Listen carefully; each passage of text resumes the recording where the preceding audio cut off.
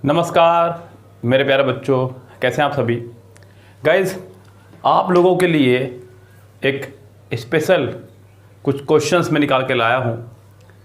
Top 50 questions of common errors. ये मैंने कहीं कहीं से निकाल करके आपके लिए लाया हूं। पिछले कई सालों का इसमें समावेश है। इन क्वेश्चंस में क्या खास है मैं आपको बता दूं बच्चों। ऐसा नहीं है कि मैंने ये टॉप 50 क्वेश्चंस बस ढूंढ लिए। इनमें सबसे खुशी की बात तो ये है कि इनमें लगभग सभी रूल्स आपके कवर हो जाएंगे। इस हिसाब से क्वेश्चंस फाइंड किए गए हैं। यस, मैं ये नहीं कह रहा हूँ कि यही क्वेश्चन एग्जाम में आएंगे और इन्हें कर लो बस, इसके बाहर कुछ नहीं करना है बच्चों। इसके बाहर वाकई में कुछ नहीं करना है। यहाँ आपके लगभग सभी रूल्स मैंने कवर कर दिए हैं, डायरेक्टली और इनडायरेक्टली, इस सीरीज़ के अंदर। सो यहाँ इस सीरीज़ में यह बहुत बड़ा फ़ायदा है। तो ये इसलिए इंपॉर्टेंट रहने वाली सीरीज क्योंकि यहाँ मैंने इन 50 क्वेश्चंस में ऐसे क्वेश्चंस निकाले जिसमें लगभग सभी क्वेश्चंस में आपका हर रूल कवर हो जाए और हर चैप्टर से आ जाए। देखिए, जो चैप्टर्स सबसे ज़्यादा इंपॉर्टेंट है एग्जाम्स में, उन्हीं के क्वेश्चंस बार बार रिपीट हो रहे हैं। वो चैप्टर आपको पता चल चुके होंगे अब। तो यहाँ मैं आपको आज टॉप 50 क्वेश्चन की सीरीज कराऊंगा। हालांकि एक वीडियो में ये सारे क्वेश्चन कवर कर पाना असंभव है, लेकिन जितने हो पाएंगे उतने मैं आपको कराऊंगा बच्चों एक वीडियो में, क्योंकि आजकल वीडियो बन रही है घर से। तो जितना हमारे पास रेंज है, इतनी हमारे पास पावर है, उतने हम लोग क्वेश्चन सोल्व कराएंगे। आपको 1 बाय 1 क्वेश्चंस बोर्ड पर यहाँ दिखेंगे और मैं आपको यहाँ पर अपने मोबाइल स्क्रीन से पढ़ के क्वेश्चन कराता रहूँगा। ओके गाइस, हम लोग अगर बात करें अपने पहले क्वेश्चन की, तो ज़रा पहला क्वेश्चन देखें क्या कह रहा है बच्चों। आपको बोर्ड पर दिख गया होगा। पहला क्वेश्चन कह रहा है कि ओवर सक्सेस और ओवर फेलियर। ध्यान देना बच्चों, ओवर सक्सेस और ओवर फेलियर। जरा ध्यान देना बच्चों, सेंटेंस जुड़ा है हमारा और से। यस, ये बात सत्य है कि मैंने आपको कई बार बताई है बात कि जब सेंटेंस एंड बट और से कनेक्टेड हो तो सेंटेंस का फॉर्मेशन दोनों तरफ सेम रहना चाहिए। दोनों तरफ सेम ही तो है, ओवर सक्सेस और ओवर फेलियर, हमारी सफलता और असफलता। यस, तो यहाँ पे सवाल दोनों तरफ सेम ही है, ये बात सत्य है। लेकिन जब सेंटेंस और से कनेक्ट हुआ करता है तो हम लोग या तो इसको मानते हैं या फिर इसको मानते हैं। इनमें किसी एक को मानना होगा आपको। यस, यानी कि सेंटेंस का सब्जेक्ट या तो ओवर सक्सेस है या फिर ओवर फेलियर है। चलिए कोई बात नहीं, आगे बढ़ाते हैं। स्लैश लगा करके कह रहा है कि लार्जली डिपेंड। अब जरा अगर आप गौर करेंगे, मैं आगे बाद में बढ़ता हूं, तो ये क्वेश्चन जो है हमारा डिपेंड हमारी वर्ब की फर्स्ट फॉर्म है। क्या बच्चों? डिपेंड हमारी वर्ब की फर्स्ट फॉर्म। और यहाँ सेंटेंस का सब्जेक्ट जो है वह है सिंगुलर। ओवर सक्सेस एक सिंगुलर सब्जेक्ट है। सिंगुलर सब्जेक्ट है तो हमें सिंगुलर ही वर्ब चाहिए थी, और सिंगुलर वर्ब तब बनेगी जब उसमें आप एस या ईएस लगाएंगे। ओके गाइस, वर्ब की फर्स्ट फॉर्म यानी कि कोई भी वर्ब, जितनी भी वर्ब है हमारी, वो हमेशा फर्स्ट फॉर्म में होती हैं। इसका मतलब वो हमेशा प्लूरल फॉर्म में होती हैं। कोई भी वर्ब हमारी सिंगुलर फॉर्म में नहीं हुआ करती है। तो यहाँ पर ये वर्ब भी हमारी सिंगुलर फॉर्म में नहीं है, ये वर्ब हमारी प्लूरल फॉर्म में है। इसे सिंगुलर बनाना होगा, इसे हमें करना होगा डिपेंड्स, तब जाकर के सेंटेंस होगा हमारा करेक्ट। और गाइस, इस सेंटेंस के सेकंड पार्ट में एरर है। साथ ही साथ बच्चों मैं आपको ये भी बताता चलूँगा क्वेश्चन के अंदर कि ये क्वेश्चन किस चैप्टर से, किस टॉपिक से पूछा गया है। ये जो क्वेश्चन है ये हमारा verb plus time and tense के टॉपिक से पूछा गया है। Okay guys, verb plus time and tense के टॉपिक से ये क्वेश्चन लिया गया है। आप क्वेश्चंस को भी कॉपी कीजिएगा, साथ साथ उसका टॉपिक भी लिखिएगा। ओके गाइस, चलिए हम चलते हैं अगले क्वेश्चन पर। उम्मीद करता हूं कि आपको ये क्वेश्चन समझ में आ गया होगा खूब अच्छे से। क्वेश्चन नंबर नेक्स्ट आपके सामने दिख रहा है। कह रहा है कि the poor man poison him and his own children. The poor man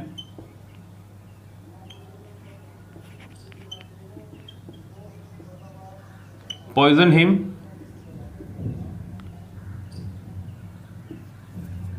and his own children। लो जी बच्चों, जरा ध्यान देना। कह रहा है कि उस पूअर मैन ने, यानी कि उस गरीब व्यक्ति ने खुद भी जहर खा लिया और अपने बच्चों को भी जहर दे दिया। जरा ध्यान दीजिएगा। सबसे पहली बात तो ध्यान देना, उसने पुअर मैन कहा पूरा का पूरा। अगर यहाँ पे पुअर मैन के साथ में पुअर होता, ओनली द पुअर अगर होता तो इसको प्लूरल माना जाता, क्योंकि पुअर आपका एक एडजेक्टिव है बच्चों। पुअर हमारा एक एडजेक्टिव है और एडजेक्टिव के साथ में कभी भी अगर दा लग जाए, आपको पता है बच्चों ये एक एडजेक्टिव है, किसी भी एडजेक्टिव के साथ में अगर लग जाए दा तो वो प्लूरल नाउन का काम क्या करता है, तो यानी कि इसका मतलब हो जाता गरीबों। लेकिन उसने यहाँ कहा द पुअर मैन, एक गरीब व्यक्ति, तो यहाँ पे सिंगुलर सब्जेक्ट की तरह काम कर रहा है। हालांकि आने वाली वर्ब जो है वो है आपकी second form.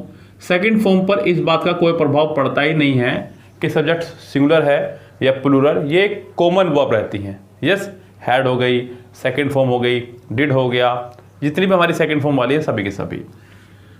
The poor man poison him नहीं हिमसेल्फ यहाँ होना चाहिए था, यानी कि उसने खुद तो खाया ही खाया, एंड हिज ऑन चिल्ड्रन, और अपने बच्चों को भी जहर दे दिया।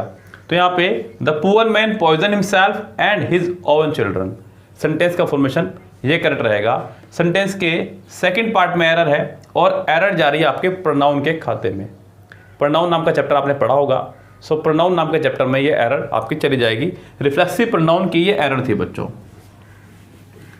अगर मैं चलता हूँ अगले सेंटेंस की तरफ, सेंटेंस नंबर 3, जैसा कि आपको बोर्ड पर दिख रहा होगा इस समय, कह रहा है कि माई हस्बैंड वॉज वर्क, ध्यान देना बच्चों, कह रहा है कि माई हस्बैंड, ये कह रही है बच्चों, कह रहा नहीं है, was work, so I went shopping. देखिए जी, मौका मिला और निकल ली। ओके गाइस, उसका आदमी काम पर था। पहली बात तो सेंटेंस की सेंस को समझो, सेंस को। सेंटेंस में एक सेंस ही कहना चाह रही है, वो कह रही है कि मेरा हस्बैंड जो था वो काम पर था, इसलिए मैं शॉपिंग के लिए निकल ली। अब बच्चों यहाँ पे ध्यान देना, सेंटेंस की अगर मैं फॉर्मेशन चेक करूँ तो कह रही है कि मेरा हस्बैंड वॉज वर्क, यानी कि अगर मैं वॉज वर्क के साथ डायरेक्ट वर्क लगा दूँ तो इसका मतलब ये हो जाएगा कि मेरा आदमी काम था, नोट मेरा आदमी काम था, मेरा आदमी काम पर था। यस, यहाँ पर सेंटेंस के सेंस को जाएं, मीनिंग को लेकर के जाएं। My husband was work, not was, my husband was at work, not was work. Yes guys, या तो आप यहाँ पे लगाएं वॉज एट वर्क, यानी कि मेरा हस्बैंड काम पर था, वर्क पर था मेरा हस्बैंड, या फिर माई हस्बैंड वॉज वर्किंग, मेरा हस्बैंड काम कर रहा था, या फिर इस सेंटेंस को ऐसे बनाएं। सेंटेंस में आपको डायरेक्ट वॉज वर्क के बाद में वर्क यानी कि वर्ब लगाने की अनुमति नहीं दी जाएगी, क्योंकि वॉज वर्ब हमारी बी की फैमिली की एक वर्ब है। आपको मैं ये बात कई बार बता चुका हूँ, बी की फैमिली में हमारी is, am, are, was, were, be, been, being, ये 8 वर्ब आया करती हैं, और इन सभी वर्ब के साथ में या तो हम लगाया करते हैं आईएनजी फॉर्म या लगाया करते हैं थर्ड फॉर्म, और ये आपकी वर्ब की फर्स्ट फॉर्म है जो कि अनुमति नहीं दी जाएगी आपको। तो यह सेंटेंस में एरर है। अगर आप सिर्फ एरर भी फाइंड कर लें तो भी समझ लीजिए कि आपने आधी जंग जीत ली, आधी क्या पूरी जंग जीत ली। एग्जाम में सिर्फ और सिर्फ आपको एरर निकाल के आनी है, आपको ये नहीं बताना है कि एरर किस वजह से है, आपको सिर्फ और सिर्फ एरर बतानी है। अगर आपने इतना काम भी कर दिया तो आपने अपने काम कर दिया पूरा, आपने पूरी जंग जीत ली।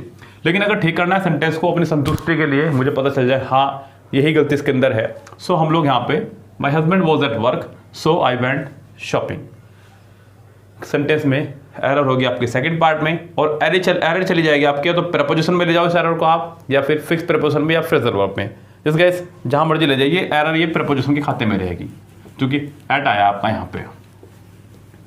सेंटेंस नंबर नेक्स्ट देखिएगा क्या कह रहा है, सेंटेंस नंबर 4, सुंदर सेंटेंस है। You will come to my sister's wedding tomorrow, ये अच्छा सेंटेंस है बच्चों, कॉमन सेंटेंस है। You will come to my sister's wedding tomorrow, isn't it. यहां ये उसने बहुत बचकाना एरर देकर के बेवकूफ बनाने की कोशिश की है, आपका, मेरा, सबका। ध्यान देना, सेंटेंस में कह रहा है कि यू विल आपके एक मॉडल वर्ब है, और मॉडल वर्ब के साथ में हमेशा वर्ब की फर्स्ट फॉर्म आया करती है जो कि आई है। Very good. To my sister's wedding, sister आपका एक कॉमन नाउन है, कॉमन नाउन के साथ में एपोस्ट्रोफिस लगाया प्लस उसका पॉजेसिव लगाया केस, चलो ठीक है। टुमारो, इजंट इट, ये सेंटेंस जा रहा है हमारा क्वेश्चन टैग के खाते में। क्वेश्चन टैग में हम लोगों ने पढ़ा है कि जो सेंटेंस जिस हेल्पिंग वर्ब के साथ बना होगा उसी हेल्पिंग वर्ब के साथ में हमारा क्वेश्चन टैग बनना चाहिए। यस, सेंटेंस अगर हमारा हो अफर्मेटिव तो क्वेश्चन टैग बनेगा हमारा नेगेटिव, सेंटेंस अगर हमारा हो निगेटिव तो क्वेश्चन टैग बनेगा हमारा अफर्मेटिव, लेकिन ये सेंटेंस हमारा अफर्मेटिव था तो ये क्वेश्चन टैग बनना चाहिए था हमारा नेगेटिव। साथ ही साथ इसी हेल्पिंग वर्ब का इस्तेमाल करेंगे, आप इसका इस्तेमाल करते हुए बनाएंगे, विल के साथ में लगाएंगे नोट तो बनेगा वॉन्ट यू। क्या बनेगा हमारा ये won't you. You will come to my sister's wedding tomorrow, won't you. तुम कल मेरी बहन की शादी में आओगे, क्या नहीं आओगे? यस गाइस, तो यहाँ सेंटेंस में जबरदस्ती की हाँ या ना करवाने का काम किया जाता है क्वेश्चन टैग में। वही ये सेंटेंस था आपका, इंपॉर्टेंट चैप्टर है क्वेश्चन टैग। मैंने पूरा लेक्चर इसका अपलोड किया हुआ है यूट्यूब पर, आप जाइएगा, देखिएगा, पढ़िएगा और बिंदास इसके नोट्स बनाइएगा। इससे एक या दो एरर कम से कम मेंस तक पहुंचते पहुंचते, लाइक मैं अगर बात करूं सीपीओ मेंस की, सीजन मेंस की, स्टेनो के एग्जाम की, क्योंकि स्टेनो का एग्जाम एक परिपूर्ण एग्जाम मानता हूं मैं। यस, स्टेनो का एग्जाम एक परिपूर्ण एग्जाम में 100 क्वेश्चन उसके अंदर कंप्लीट आया करते हैं। सीजन मेंस का क्या है कि 200 क्वेश्चन बहुत ज़्यादा रहते हैं। अगर बात करूँ प्री की तो 50 क्वेश्चन बहुत कम हो जाते हैं। 100 क्वेश्चन इनफ है हर चीज़ की प्रैक्टिस करने के लिए।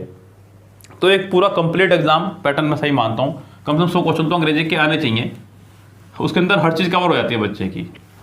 चलिए कोई बात नहीं, आप लोग आगे बढ़ते हैं सेंटेंस नंबर नेक्स्ट की तरफ। सेंटेंस नंबर 5 कह रहा है आपका, कह रहा है कि the moon are full and the stars are out. Sentence number 5 कह रहा है the moon are full and the stars are out. Sentence आपका ये रहा यहां पे, लो जी, जहां पे भी है एरर स्लैश सॉरी देख लीजिएगा। अब जरा यहाँ पे बात करने गौर करें अगर हम लोग, तो सेंटेंस के शुरुआती पार्ट में एरर दे दी गई है, बहुत ही माइनर से मिस्टेक उसने दी आपको, बहुत माइनर बचकाना एरर फिर से कहूंगा। यहाँ पर वो कह रहे हैं कि द मून, बच्चों आपको पता है कि मून हमारा एक प्लेनेट है और सब प्लेनेट है अर्थ का और एक ही है मून, 4-5 तो है नहीं हमारे सोलर सिस्टम में, सिर्फ एक ही है चंद्रमा। तो यहाँ पे एक अगर वो है तो सिंगुलर इसका मतलब, और सिंगुलर सब्जेक्ट के साथ में सिंगुलर वर्ब होनी चाहिए थी, नॉट प्लूरल वर्ब। तो यहाँ पे आपका the moon is full sentence के पहले ही पार्ट में आपको एरर दे दी गई है, आर की जगह इज होना चाहिए था। सेंटेंस हमारा सिंगुलर सब्जेक्ट सिंगुलर वर्ब के फॉर्मेशन में बनेगा। यानी कि ये एरर आप या तो ले जा सकते हैं सिंटैक्स नाम के चैप्टर में या फिर verb plus time and tense के चैप्टर में। और बच्चों गौर करना कि इस चैप्टर की कितनी ज़्यादा एरर आ रही है एग्जाम में। यस, सबसे ज़्यादा एरर आपके टाइम एंड टेंस, वर्ब और सिंटैक्स चैप्टर से आएंगे। 2 चैप्टर अगर आप मजबूत कर ले अपने, तो मुझे ऐसा लगता है कि कम से कम 10 क्वेश्चनों में से 5 क्वेश्चन 6 क्वेश्चन आपने अपने कवर कर लिए, यानी कि 50% पोर्शन आपका ही कवर कर देगा। ज़्यादा भी हो जाता है कई बार, तो मैं देख रहा हूँ, मैं 2013 की एक सीरीज चला रखी है मैंने, सुबह 8 बजे कंटिन्यू हमारी चल रही है वो सीरीज। कई बार स्किप रह जाती है गलती से या किसी और कारण से, क्योंकि आजकल घर पर पैक है बच्चों, बाहर जाने का मौका नहीं मिल रहा, तो रिकॉर्डिंग नहीं हो पाती है। सो उस सीरीज में मैं चेक कर रहा हूँ कि ज़्यादातर question verb plus time and tense या सिंटैक्स चैप्टर से ही आ रहे हैं। ये 5 चैप्टर से ज़्यादा क्वेश्चन आ रहे हैं, बाकी 5 चैप्टर आपको पता है, वीडियो की जाकर सीरीज देखेगा, पूरी प्लेलिस्ट बनाई हुई है 2013 MB बुक, आप जाइएगा चेक कीजिएगा, पूरी सीरीज देखेगा, बिंदास मजे लीजिएगा, तैयारी में लगे रहिएगा, अपनी तैयारी में ढिलाई मत बरते बिल्कुल भी। क्वेश्चन नंबर 6 कह रहा है बच्चों आपका, he is good in mathematics. ये बड़ा प्यारा सेंटेंस लगा मुझे, ऐसा लग रहा है जैसे मुझसे पूछ कर सेंटेंस बनाया गया हो। क्यों बच्चों, बता दूं मैं आपको। अभी थोड़े दिन पहले ही मैंने आपको एक फॉर्मूला कराया था, अगर आप लोगों ने वीडियो देखी हो, समय मिला हो आपको, भैया आप बिजी लोग हैं, बड़े लोग हैं आप, बड़े से मतलब आप अधिकारी टाइप लोग हैं, मैं आपको अधिकारी ही मानता हूँ। तैयारी कर रहे हैं आप लोग, तो आप अधिकारी वाली फीलिंग के साथ तैयारी करें। कल को आप एक गवर्नमेंट एम्प्लॉय बनने वाले हैं, तो आप अपने आपको अभी से बिजी समझें, और बिजी हैं आप तभी तो वीडियो नहीं देख रहे हैं बच्चों। अगर आप लोगों ने वीडियो देखी है, सो वीडियो देखने के बाद आपको एक सीरीज दिखेगी वहाँ पे, गुड एट और बैड इन, अभी कुछ ही दिनों पहले डाली है, आप उसको देखिएगा जा करके, बड़ी प्यारी सीरीज थी, 2-3 मिनट की वीडियो है, जाके चेक कीजिएगा, आपका एक रूल कवर हो जाएगा, बाहरों बाहर पता भी नहीं चलेगा कब में को आपके रूल कवर हो गए।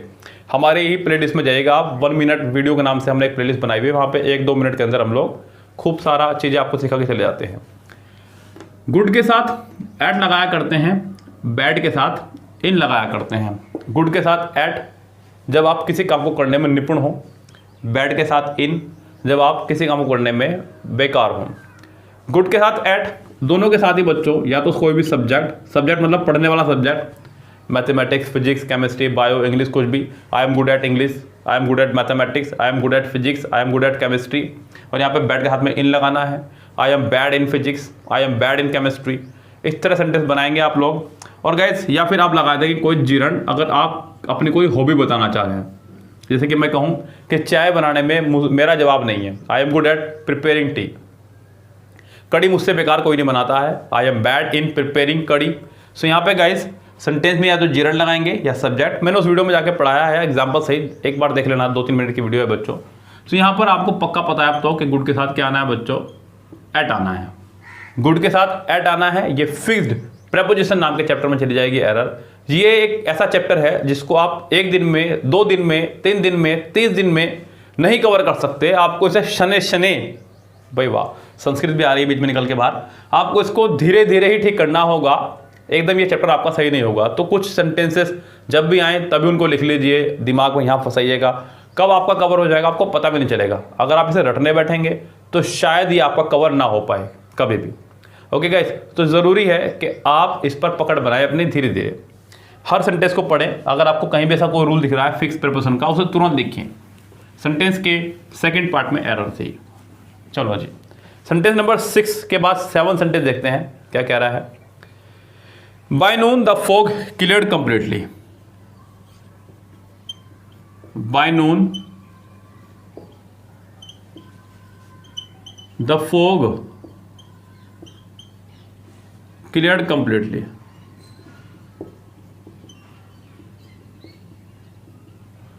जरा बच्चों यहां सेंटेंस पे ध्यान देना। ये तो अच्छा सेंटेंस मुझे लगा, सभी सेंटेंसेस में अभी तक जो मैंने पढ़ाया है उनमें ये मुझे सबसे अच्छा सेंटेंस लगा। दिमाग लगाना है सेंटेंस में थोड़ा सा। यहां उसने लगाया बाय नून, यानी कि देखा जाए तो बाय प्लस टाइम है, इनडायरेक्टली समय दे दिया है उसने। समय को लगाने के सेंटेंस में 4 फॉर्मेशन दिए गए हैं पूरे के पूरे, मैंने भी बताया आपको कई बार। वो 4 फॉर्मेशन है। इन प्लस टाइम, इनके साथ में 2 तरह का टाइम आया करता है, एक तो पास्ट और फ्यूचर। अगर पास्ट आएगा तो पास्ट इंडेफिनेट और फ्यूचर आएगा तो फ्यूचर इंडेफिनेट। जैसे कि India became free in 1947, Bharat आज़ाद हुआ था 1947 में, और I will give you the rest of money in 2023, इस तरह से। या फिर at plus time, at plus time के साथ अगर सेंटेंस जुड़ा होगा तो वो प्रेजेंट कंटिन्यूअस या पास्ट कंटिन्यूअस में बनेगा sentence. I was teaching the student at that time. Yes guys, तो यहाँ पर एट प्लस टाइम। तीसरा तरीका है हमारा सिंस या 4 प्लस टाइम। ये सेंटेंस को बनाया करता है perfect continuous. I have been teaching English since 2009। So यहाँ पे गाइस सिंस या 4 का इस्तेमाल करते हैं समय के लिए। और चौथा तरीका है हमारा by plus time. By plus time जब भी अगर सेंटेंस में आएगा तो वैसे तो कायदा है कि सेंटेंस फ्यूचर परफेक्ट में बने। किसमें बने सेंटेंस? फ्यूचर परफेक्ट में, और कम से कम परफेक्ट तो बने, और कुछ नहीं तो यहां सेंटेंस में कहना चाह रहा है कि दोपहर तक। ऐसे में इस बाय का जो मीनिंग है वो है आपका तक। क्या इस बाय का मतलब? तक बाय 2022 तक। यस, सो यहां पर सेंटेंस में बाय प्लस टाइम लगा है। The fog will have cleared completely, दोपहर तक धुंध पूरी तरह से साफ हो चुकी होगी। ये कहना चाह रहा है यहां पे सेंटेंस में मैं लगाना चाहूंगा will have cleared, will have cleared, the fog will have cleared completely, तब जाके सेंटेंस हमारा एक करेक्ट माना जाएगा। सेंटेंस के सेकंड पार्ट में एरर है, और ये एरर मैं लेके जाऊंगा verb plus time and tense के खाते में। ओके गाइस, बहुत शानदार फॉर्मेशन, आपको पता है कितना शानदार ये चैप्टर है, मैं आपको बता ही चुका हूं। ये फॉर्मेशन भी उसके अंदर पढ़ाई गई है, तो बहुत ही शानदार चैप्टर ग्रामर का ये। सेंटेंस नंबर नेक्स्ट देखिएगा क्या कहना चाह रहा है बच्चों। कह रहा है कि both me and my sister, sentence number 8, both me and my sister. यहां एक छोटा सा फॉर्मेशन आपको दिया गया है, went to a boarding school. चलिए जी, कह रहा है कि दोनों, मैं और मेरी बहन, मैं और मेरी। सेंटेंस का यहां शुरुआत सब्जेक्ट से की गई है। बोथ एंड एक कंजक्शन है हमारी। यस, और साथ में चलती हैं एक साथ, ध्यान रखना बच्चों। बोथ एंड का पेयर है, दोनों साथ चला करती हैं। कर्ण अर्जुन है ये। Both me and my sister. Guys, अगर सेंटेंस की शुरुआत है तो शुरुआत में सेंटेंस में सब्जेक्ट आना चाहिए, नॉट ऑब्जेक्ट। दुनिया का आज तक कोई सेंटेंस ऐसा नहीं जो ऑब्जेक्ट से शुरू हो जाए। ओके गाइस, तो यहाँ सेंटेंस में मी नहीं आपका आई होना चाहिए था, तब जाकर के सेंटेंस का फॉर्मेशन होगा ये correct. Both me and I नहीं, both I and my sister, both I and my sister, दोनों मैं और मेरी बहन। बोथ और एंड से सेंटेंस का कनेक्शन थोड़ा सा अलग है, सोच रहा हूँ बता दूँ यहाँ पे या ना बताऊँ, क्योंकि थोड़ी सी बात लंबी खिंच जाएगी। चलो उसे किसी और दिन बताएंगे अलग से ही। सो गाइस, यहाँ पर आपका मी की जगह होना है आई, और सेंटेंस के पहले ही पार्ट में हो गई है आपकी एरर जाएगी हमारे सिंटैक्स के चैप्टर में। ये एरर सिंटैक्स की मानी जाएगी, सिंटैक्स नाम के खाते में ये एरर आपकी चली जाएगी गाइस। ओके गाइस, चलिए सेंटेंस नंबर नेक्स्ट देखते हैं क्या कहना चाह रहा है, उसको पकड़ते हैं।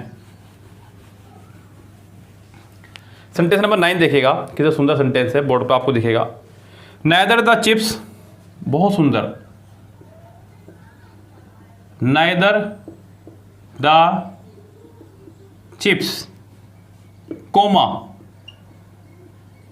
विच were cheaper not the pizza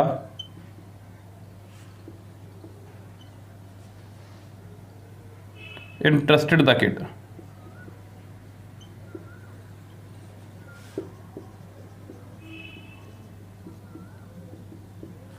ये पूरा सेंटेंस आपके सामने है बच्चों, इसको ढंग से देखिएगा।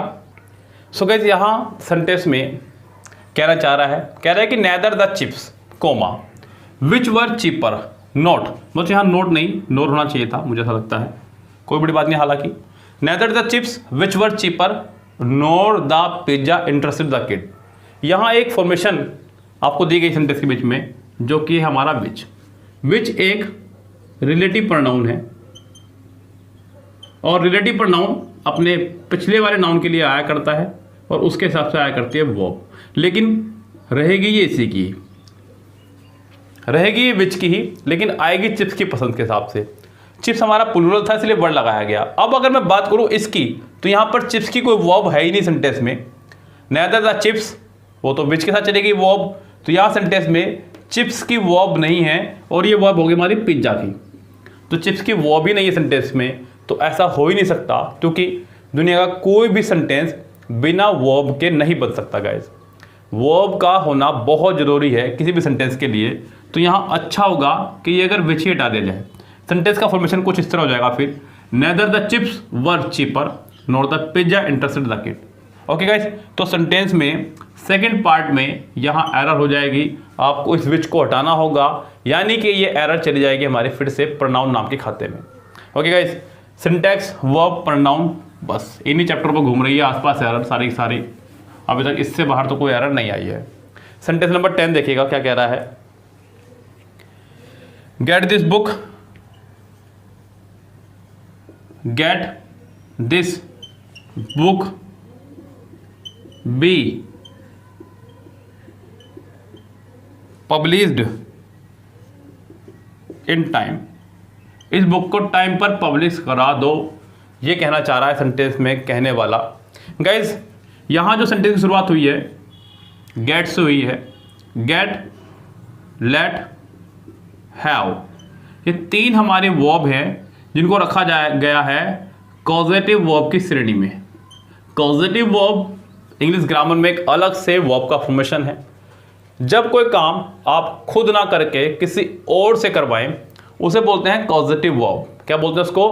Causative verb. सो यहाँ सेंटेंस में जब कोई काम हम खुद ना करके दूसरे से करवाएं उसे बोलते हैं पॉजिटिव वर्ब। गेट के बाद डायरेक्ट थर्ड फॉर्म आया करती है और इन दोनों के बाद में first form.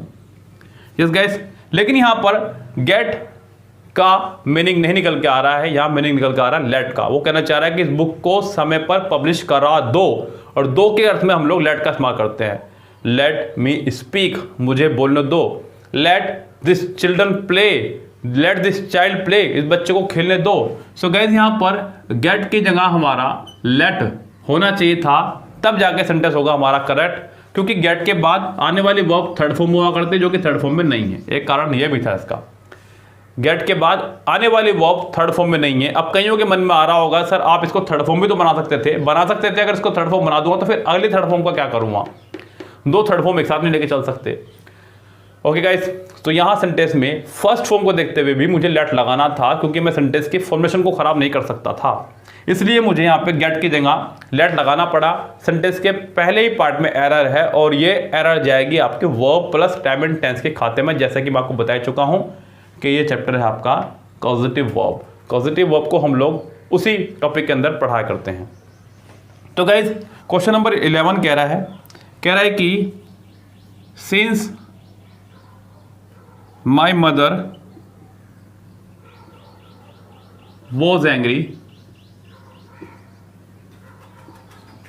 So I did not utter a word. कह रहा है कि since my mother was angry so I did not utter a word. मेरी माताजी गुस्सा थी, इसलिए मैंने एक भी शब्द नहीं कहा, क्योंकि वो पहले ही गुस्सा थी, वो और मुझ पर नाराज हो जाती। सो गाइज यहाँ आपको बताना है कि सेंटेंस के किस पार्ट में है मिस्टेक, और मिस्टेक क्या है ये भी बताएंगे बच्चों साथ साथ। देखिए बच्चों ध्यान से, यहाँ एक वर्ड का उसने इस्तेमाल किया है सिंस। देखिए सिंस जो है हमारा प्रपोजिशन भी है और कंजक्शन भी, जैसा कि आपको पता ही है। सिंस एज ए कंजक्शन भी काम करता है, सिंस एज ए प्रपोजिशन भी काम करता है। अब बच्चों हम लोगों को अंतर कैसे पता चलेगा? अगर बाद वाले पार्ट में, सिंस के बाद वाले पार्ट में वर्ब ना हो, यदि इसके बाद वाले पार्ट में वर्ब ना होती तब ये प्रपोजिशन था, और अगर वर्ब है तब ये कंजक्शन है। तो यहाँ सेंटेंस में वर्ब आपको दी गई है, इसका मतलब ये कंफर्म है कि ये दिया गया वर्ड प्रपोजिशन है, कंजक्शन है। सिंस यहाँ पर एज ए कंजक्शन काम कर रहा है, एज ए कंजक्शन काम कर रहा है। और अगर बात करूँ मैं कंजक्शन की, तो कंजक्शन में भी है ये आपका कंजक्शन ऑफ रिजल्ट। देखिए दो तरह की कंजक्शन, कंजक्शन ऑफ रीजन और कंजक्शन ऑफ रिजल्ट। मैंने इसके ऊपर एक वीडियो बनाया हुआ है, आप जाकर के हमारा यूट्यूब पर देख सकते हैं, conjunction of reason, conjunction of result by English Adda या by Saurabh Jain sir. So guys यहाँ पे एक होती है आपकी conjunction of reason as, because, यहां आपका सो, हैंस,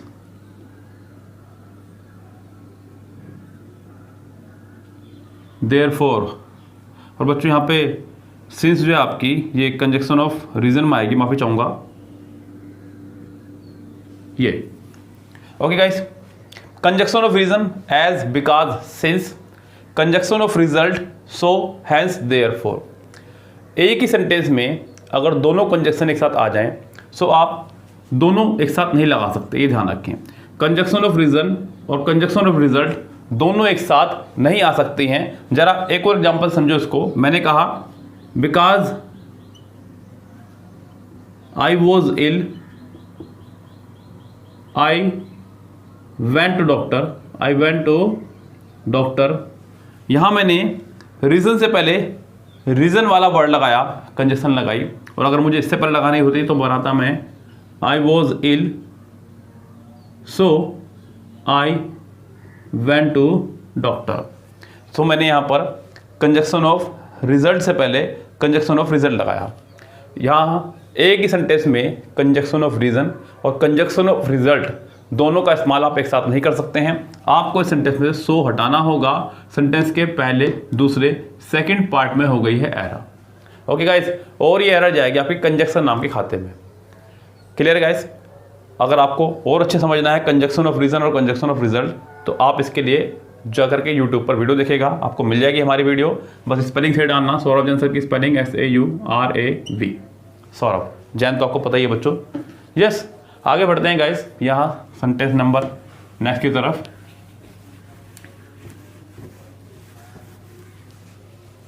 क्वेश्चन नंबर बच्चों नेक्स्ट देखिए क्या कह रहा है। It was him, it was him who came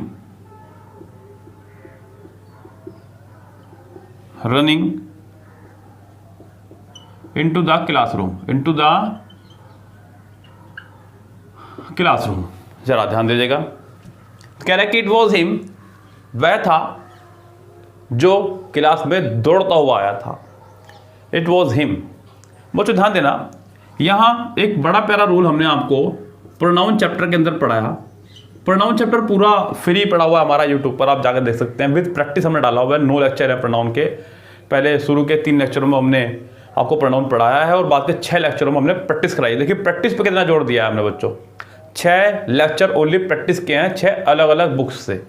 so guys यहाँ पे प्रोनाउन के अंदर हमने आपको एक लेक्चर पढ़ाया, उसमें हमने पढ़ाया आपको कि बी के साथ में, बी की अच्छे खासे एक फैमिली है बच्चों, 5 इसके नौकर हैं काम करने के लिए, is, am, are, was, were और 2 ये खुद भी हैं, बीन और बीइंग।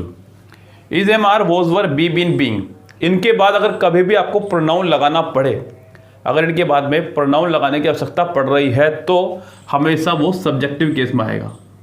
किस में आएगा बच्चों? सब्जेक्टिव केस में, यानी कि I, we, you, they, he, she, हमेशा सब्जेक्टिव केस में आएगा। इंग्लिश स्पीकिंग के दौरान अक्सर लोग इस बारे में गलती करते हैं, जैसे कि आपने दरवाज़ा खटखटाया, ठक ठक, कौन है? आपने कहा मैं हूँ आंटी जी। सो इंग्लिश स्पीकिंग बोलते वक्त बच्चे बोल देते हैं इट इज़ मी, जो कि सरासर रॉन्ग है। चाहे इंग्लिश स्पीकिंग हो या ग्रामर, सही शब्दों का, सही ग्रामर का यूज़ कीजिएगा, तभी आपके ऊपर कमांड बनेगी बढ़िया वाली एक इंग्लिश की। सो गाइस यहाँ पर इट इज़ मी नहीं, इट इज़ आई यहाँ पर होना चाहिए था। It is I, not it is me, ये कहना ही रॉन्ग है। सो यहाँ पर सेंटेंस में इट वॉज हिम नहीं, it was he, it was he, it was she, it was I, it was you. So guys sentence कुछ इस तरह से होंगे करेक्ट आपके। यहाँ सेंटेंस के पहले ही पार्ट में हो गई है एरर, और एरर जाएगी आपके प्रोनाउन नाम के लेक्चर के खाते में। ओके गाइस, मैंने आपसे कल ही कहा था कि चैप्टर भी लिखते चलें, जिससे आपको ये पता चले कि किस चैप्टर से ज़्यादा एरर आ रही है एग्जाम में और किस चैप्टर से कम एरर आ रही है। ओके गाइस, तभी आपको पता चल पाएगा कि मुझे किस किस चैप्टर पर कमांड बनानी है। ऐसा नहीं है कि मतलब बस आपने सुन लिया कि भाई ये चैप्टर कर लो और ग्रामर मजबूत हो जाएगी, नहीं, प्रैक्टिकली वर्क करेंगे खाली हम लोग इस पर। सेंटेंस नंबर 13 कह रहा है Ram was senior to Sam in college. देखिए बच्चों, कुछ किताबों में यह जिक्र किया गया है कि जिन डिग्री के आखिरी में IOR हो। बच्चों देखिए, पहली बात तो ये आपकी डिग्री की श्रेणी में आएगी ही नहीं, यानी कि इसको आप कंपैरेटिव डिग्री नहीं कह सकते। वो कहता है कि जिन कंपैरेटिव डिग्री के आखिरी में IOR हो, ये कंपैरेटिव डिग्री है ही नहीं आपकी। Senior, junior, inferior, prior, superior, Elder, दिख रहा है यहाँ तक का? बिल्कुल दिख रहा है बच्चों। एल्डर, प्रेफर, बच्चों ये आपकी डिग्रियां है ही नहीं कंपैरेटिव डिग्री। इनको आप कंपैरेटिव डिग्री की श्रेणी में रख ही नहीं सकते। अगर ये कंपैरेटिव डिग्री हैं तो आप मुझे इनका पॉजिटिव और सुपरलेटिव बता दीजिए जरा एक बार फिर।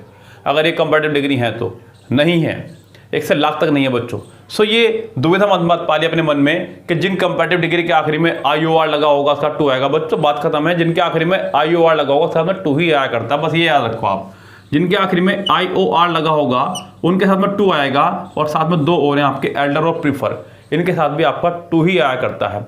हालांकि उसने 2 ही लगाया है बच्चों, इस पर इतनी बहस करने की आवश्यकता नहीं है। Ram was senior to Sam in college, sentence पूरा करेक्ट ही है। इस सेंटेंस में कोई एरर नहीं है। वैसे भी अगर इसको मुझे ले जाना हो तो ये एडजेक्टिव में जाएगा बच्चों। किस में जाएगा आपका? ये एडजेक्टिव में, जिसको हम लोग ट्रांसफॉर्मेशन के नाम से पढ़ाया करते हैं यूट्यूब पर, ट्रांसफॉर्मेशन। यस गाइस, तो ये आपका चला जाएगा एडजेक्टिव के खाते में। क्वेश्चन नंबर नेक्स्ट देखिएगा क्या कह रहा है। क्वेश्चन नंबर नेक्स्ट 14 क्वेश्चन कह रहा है कि Ravi told to his friend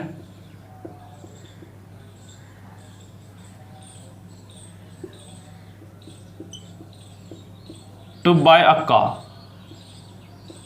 Ravi told to his friend to buy a car. Ravi ने अपने फ्रेंड को बताया कार खरीदने के बारे में। तो गाइज यहां सेंटेंस में एक चीज ध्यान देना, सेंटेंस जा रहा है हमारा स्पीच यानी कि डायरेक्ट इनडायरेक्ट की फॉर्मेशन में। डायरेक्ट इनडायरेक्ट, नरेशन, स्पीच, आप इसे किसी भी नाम से पुकार सकते हैं, इसके बहुत सारे नाम है, पेट नेम भी है इसके अपने। बच्चों हम लोगों ने यहाँ पढ़ा स्पीच के अंदर कि सैड टू को हम लोग टोल्ड में चेंज किया करते हैं। बच्चों इस टू को हटाने के लिए ही ये सारे काम किए जा रहे थे और उसने फिर से टू लगा दिया आपके सामने। सो यहाँ ये मिस्टेक है। Ravi told his friend, to यहाँ पर नहीं होना चाहिए था बच्चों। से के साथ में टू आया करता है और टेल के साथ में टू कभी नहीं आया करता है। और से के साथ में टू आपका तभी आएगा जब इसके बाद कोई ऑब्जेक्ट होगा। अगर से के बाद कोई ऑब्जेक्ट ना हो तो ये आपका टू नहीं आएगा, ये भी याद रखें। आपने कई बार स्पीकिंग के दौरान या फिर ग्रामर के दौरान इस्तेमाल भी किया होगा, she said, coma inverted coma, जो भी सेंटेंस बनाना हो आगे। तो यहाँ पर से के बाद में अगर होगा ऑब्जेक्ट तो आप टू लगाएंगे, अगर ऑब्जेक्ट नहीं होगा तो टू नहीं लगाएंगे। बिंदास है बच्चों बात। तो यहाँ पर टोल्ड के साथ में टू का इस्तेमाल नहीं होगा। सेंटेंस के सेकंड पार्ट में एरर है, एरर जाएगी आपकी स्पीच के खाते में, यानी कि नरेशन के खाते में।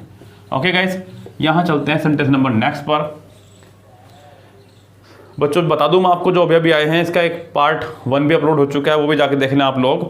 कह रहा है कि sentence number 15, I am more lonelier here than I was in the USA। कह रहा है कि मैं यहाँ ज़्यादा अकेला महसूस कर रहा हूँ USA के मुकाबले। सो गाइस यहाँ पे आई एम मोर लोनलियर, देख बच्चों ध्यान देना, यहाँ पे एक वर्ड इसने इस्तेमाल किया लोनली का, कंपैरेटिव बनाया लोनलियर, और ये मोर भी आपका कंपैरेटिव वर्ड है मच का, मच, मोर, मोस्ट। सो यहाँ पर गाइज अगर देखा जाए तो डबल कंपैरेटिव उसने यूज कर दिया कि सेंटेंस में, मोर भी और लोनलियर भी। देखिए सबसे पहली बात तो ये ध्यान रखें, आपने एक सुपर फ्लोस नाम का चैप्टर पढ़ा होगा जिसको स्लैंग बोल देते हैं हमारी भाषा में, विदेश की भाषा में भी इसको स्लैंग बोलते हैं। स्लैंग मतलब भद्दी भाषा, अभद्र भाषा।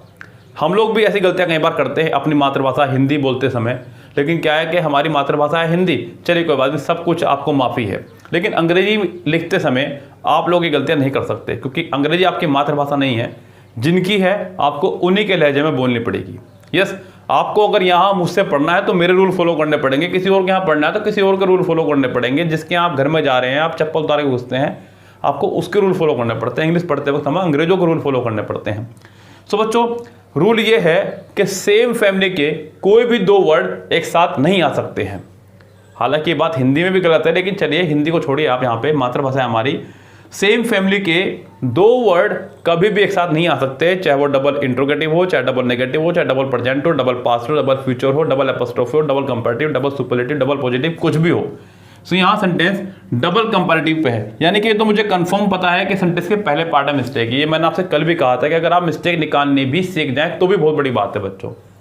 तो यहाँ सेंटेंस के पहले पार्ट में मिस्टेक है, ये तो कंफर्म है, आपको भी पता चल चुका है। अब मिस्टेक क्या है बच्चों, यहाँ पे देखिए, जब तक किसी वर्ड का खुद से कंपैरेटिव बन सके, जब तक किसी वर्ड का खुद से कंपैरेटिव बन सके तब तक उसके साथ में आप मोर का इस्तेमाल नहीं करेंगे। जब तक किसी वर्ड का खुद से सुपरलेटिव बन सके उससे पहले आप मोस्ट का इस्तेमाल नहीं करेंगे। सो यहाँ मोर का इस्तेमाल आपका नहीं होगा। अगर यहाँ पे कोई ऐसा वर्ड होता जिसका कंपैरेटिव बन ही नहीं सकता था, more handsome, more beautiful, more intelligent, तब आप मोर का इस्तेमाल कर सकते थे, लेकिन यहाँ पर मोर का इस्तेमाल नहीं होगा। यहाँ सेंटेंस के पहले ही पार्ट में मिस्टेक है और ये एरर आपकी जाएगी एडजेक्टिव के खाते में। सेंटेंस नंबर 16 देखिएगा बच्चों ध्यान से, क्या कह रहा है। 16 सेंटेंस कह रहा है, due to the heavy rains the ship drawn in the middle of the ocean. ये एग्जाम का बड़ा इंपॉर्टेंट सेंटेंस मैं कहूँगा, कई बार एग्जाम में आया, कई बार इसको पूछा गया है, कई बार इससे एरर दी गई हैं। सो जरा केयरफुली ध्यान देना इस पर। कह रहा है कि ड्यू टू, बच्चों ड्यू टू आपका एक प्रपोजिशन है, ध्यान रखना। So due to the heavy rain, बाद वाले पार्ट में वर्ब नहीं आनी चाहिए, वर्ब नहीं आनी चाहिए, आई भी नहीं है, यानी कि पहले पार्ट में कोई प्रॉब्लम नहीं है। Due to the heavy rains, अब सेंटेंस यहाँ शुरू होता है द शिप, शिप यानी कि जहाज, ड्रोन यानी कि डूबना, ड्रोन यानी कि डूबना। लेकिन बच्चों एक बात ध्यान रखना, ये कुछ 4 वर्ड याद रखना आप लोग। तैरना के अर्थ में स्विम और फ्लोट,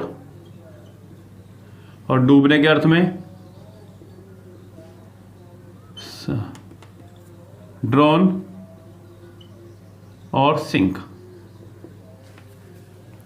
तैरने के लिए 2 वर्ड है हमारे पास में, स्विम और फ्लोट। डूबने के लिए भी हमारे पास 2 वर्ड हैं, ड्रोन और सिंक। लेकिन ध्यान देना, ये जो आपका स्विम वर्ड है ये लिविंग के लिए है, और ये जो फ्लोट है ये नॉन लिविंग के लिए है। ऐसे यहाँ पर ड्रोन लिविंग के लिए है और सिंक आपका नॉन लिविंग के लिए है। हालांकि देखिए ये आपको पता है, खूब अच्छे से पता है स्विम, कि मैं स्विमिंग के जा रहा हूँ, मैं स्विमिंग सीख रहा हूँ, तो सिंपल सी बात है आपके लिए इस्तेमाल हो रहा है, इसका मतलब ये नॉन लिविंग के लिए होगा। यहाँ अगर आपको डाउट है तो बच्चों आपको याद होगा आपके आपकी रसोई में एक सिंक बनी होती है बर्तन मांजने के लिए। तो वहाँ पर सिंक इसलिए है क्योंकि उसके अंदर बर्तनों को डुबो करके, यानी कि नॉन लिविंग चीज़ को डुबो करके वहाँ पर काम किया जाता है। तो सिंक यानी कि नॉन लिविंग के लिए। यहाँ पर due to the heavy rains the ship, drone नहीं, यहाँ पे सिंक की सेकेंड फॉर्म SANK, सिंक होनी चाहिए थी। और बच्चों एक बात मैं आपको और बता दूं, ध्यान से सुन लेना, अगर आपको अच्छी लगे तो लिख लेना, ना अच्छी लगे तो मत लिखना, लेकिन वीडियो को स्किप मत करना। अभी और भी कुछ सेंटेंस बचे हुए हैं बच्चों। जिस भी वर्ब की फर्स्ट फॉर्म में आपका आता है आई, सिंक, उसके सेकंड फॉर्म में आया करता है ए, और थर्ड फॉर्म में आया करता है you. Sink, sink, sunk, drink, drink, drunk, sing, sing, sung. तो ऐसे बहुत सारे वर्ब आप भी अप्लाई कर सकते हैं। मोस्ट ऑफ द केसेस आपका ये फॉर्मूला पास हो जाएगा बच्चों। सेंटेंस में सेकंड पार्ट में एरर है और ये एरर जाएगी verb plus time and tense के खाते में। ओके गाइस, चलिए चलते हैं सेंटेंस नंबर नेक्स्ट पे। सेंटेंस नंबर नेक्स्ट कह रहा है 17 sentence, when I met him, when I met him the couple of days back, he was writing, जो भी है बच्चों आगे तो सेंटेंस आपको दिख रहा है, he was writing a new book। देखो बच्चों ध्यान देना, सेंटेंस में अगर आपको एरर मिल जाए तो जरूरी नहीं है कि आप सेंटेंस को पूरा ही पढ़े या पूरा जगह तक पढ़े। ऐसा कोई कसम आपने नहीं खाई हुई है। सेंटेंस में एरर दिख गई, आपका काम खत्म हो गया, बात खत्म। वो किसी ने कहा ना कि अपना काम बनता और जी, ओके पता है आपको तो सब कुछ। यहाँ when I met him the couple of days back, ये जो इडियम है बच्चों, फ्रेजल वर्ब कह लीजिए, इडियम कह लीजिए, ये the couple of days back नहीं है, a couple of days back, यानी कि 2 दिन पहले। A couple of days back, not the couple of days back. So यहाँ इस फॉर्मेशन में मिस्टेक है। सेंटेंस के सेकंड पार्ट में द की जगह आपका अ होना चाहिए था। पहली बार मैं देख रहा हूं कि आर्टिकल से एरर आई होगी। बच्चों एक बात का और भी ध्यान रखना, यहां मैंने भी आपके लिए एक सेंटेंस आर्टिकल का निकाल कर रखा था। मैंने कहा था कि लगभग सभी चैप्टर्स जो इंपॉर्टेंट हैं आपके कवर होंगे, सभी रूल्स आपके कवर होंगे, चैप्टर्स नहीं कम से कम रूल्स कवर होंगे जो इंपॉर्टेंट रूल्स हैं।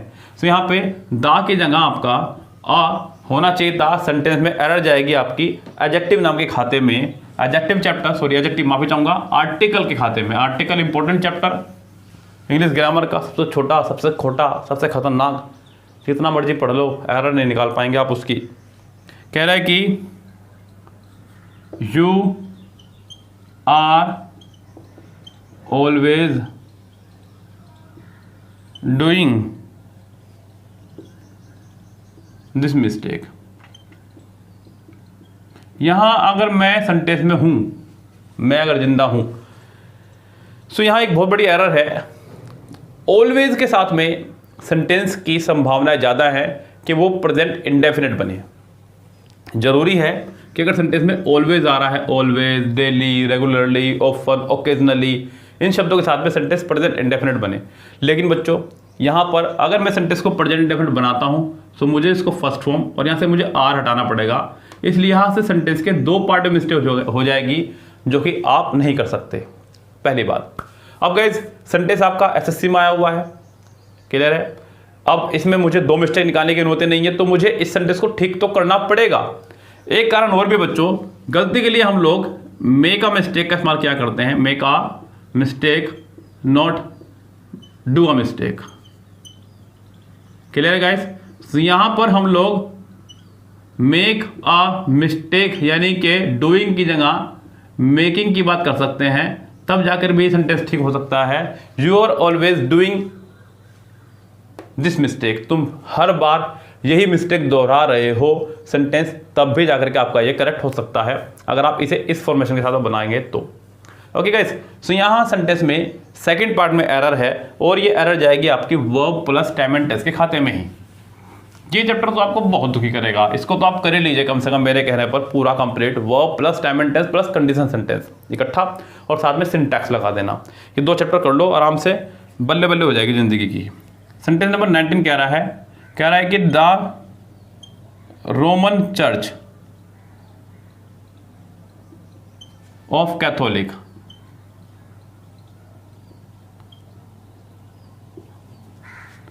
इज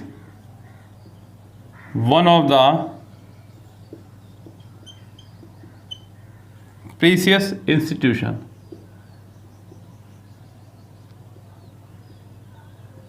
बच्चों उसने पहले बात करी द रोमन चर्च, जो कि एक सब्जेक्ट है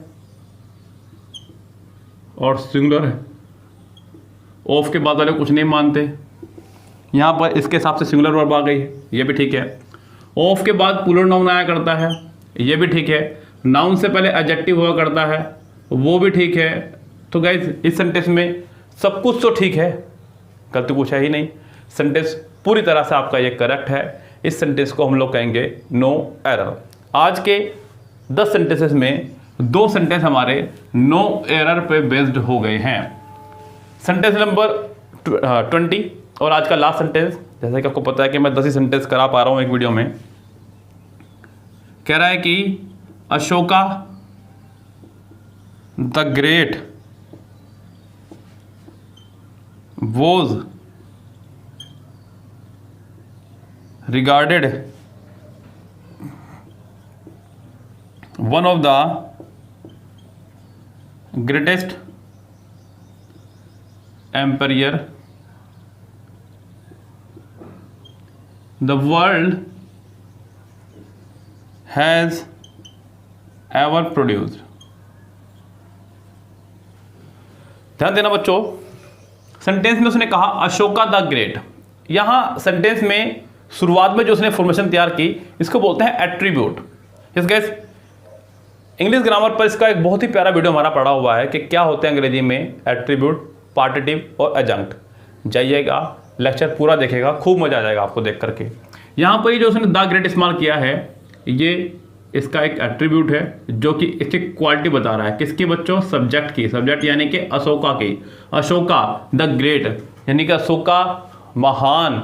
हिंदी में भी आप इसे इस तरह से इस्तेमाल करते हैं। सो यहाँ पर ये बहुत बढ़िया बात है, एट्रीब्यूट हमेशा सब्जेक्ट के बाद ही आएगा और ये वर्ब जो है ये इसके हिसाब से आएगी, ये भी ठीक है।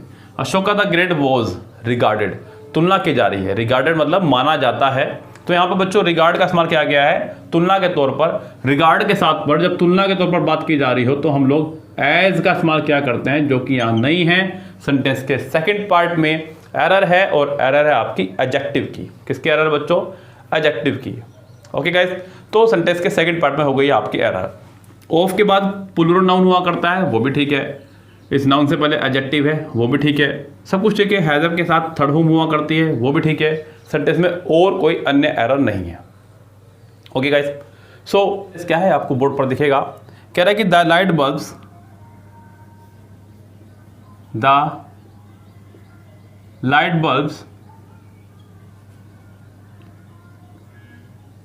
On the whole need to be changed.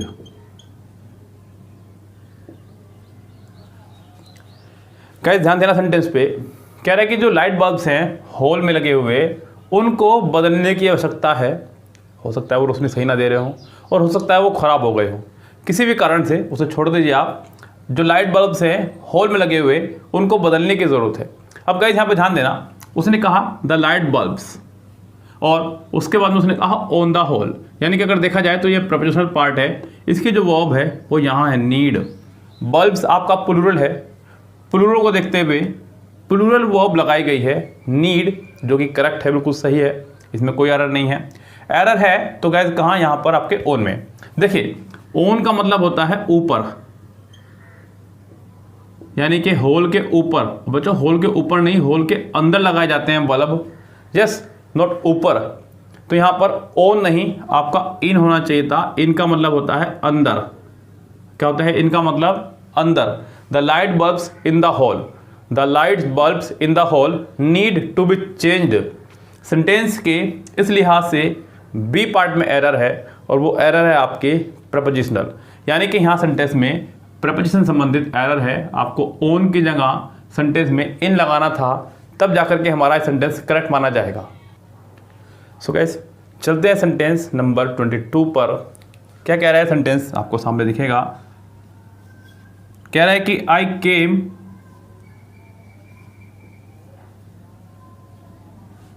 To school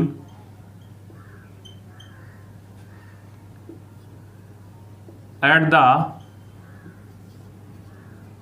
same usual time. I came to school at the same usual time. देखिए वो कहता है ना कि गलती निकालने वाला होना चाहिए, वो चांद में भी गलतियाँ निकाल लेते हैं। तो ऐसे ही हमारे एक छात्र बैच में एक दिन कहने लगे कि सर स्कूल की स्पेलिंग गलत है, यहाँ पे स्कूल की स्पेलिंग सही होनी चाहिए थी। तो मैंने पूछा उससे कि क्या होनी चाहिए थी। वो कहने लगा कि ये पहले वाला ओ बाद में और बाद वाला ओ पहले आएगा, और बाकी सब कुछ ठीक है यहाँ पे। ये इसका सो गलती निकालने वाला होना चाहिए, वो किसी में भी गलती निकाल देगा। यहाँ पर दोनों ओ की फॉर्मेशन को चेंज करके भी आप ठीक कर सकते हैं इसको। कह रहा है कि आई केम टू स्कूल। केम यहाँ पर एज ए सेकेंड फॉर्म के तौर पर आ रहा है, यानी कि सेंटेंस को लेके जा रहा है। पास्ट में I came to school at the same usual time. यहाँ सेंटेंस में जो गड़बड़ी है वो है पार्ट नंबर 3 में। पार्ट नंबर 3 में सेम और यूजुअल दो एक जैसे वर्ड एक ही फैमिली के दिए गए हैं, जो कि नहीं हो सकते बच्चों। सेम और यूजुअल दोनों सेम काम क्या करते हैं, इसलिए दोनों में से किसी एक को हटाना होगा। इसको हम बोलते हैं सुपरफ्लूस। यस गाइस, सुपरफ्लूस नाम के चैप्टर की ये आपकी एरर है। सुपरफ्लूस हम लोगों ने पूरा चैप्टर पढ़ाया हुआ है यूट्यूब पर ही, आप जाकर देख सकते हैं, बहुत शानदार तरह से पढ़ाया गया है। सुपरफ्लूस का मतलब होता है बच्चों आवश्यकता से अधिक। आवश्यकता से अधिक। जब भी सेम फैमिली की कोई दो वर्ड एक साथ आ जाएं, उसी को हम लोग सुपरफ्लूस बोलते हैं।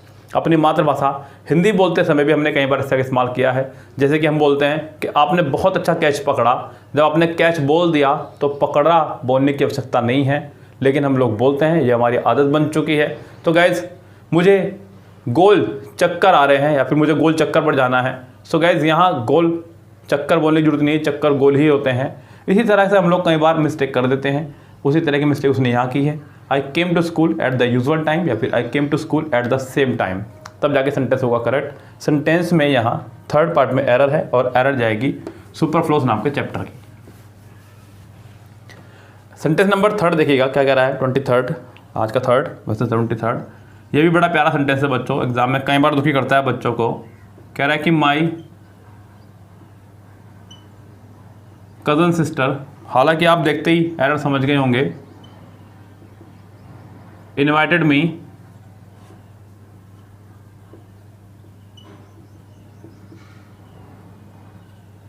To her birthday party. पूरा था बच्चों यहाँ पे टू हर बर्थडे पार्टी, कोई बात नहीं।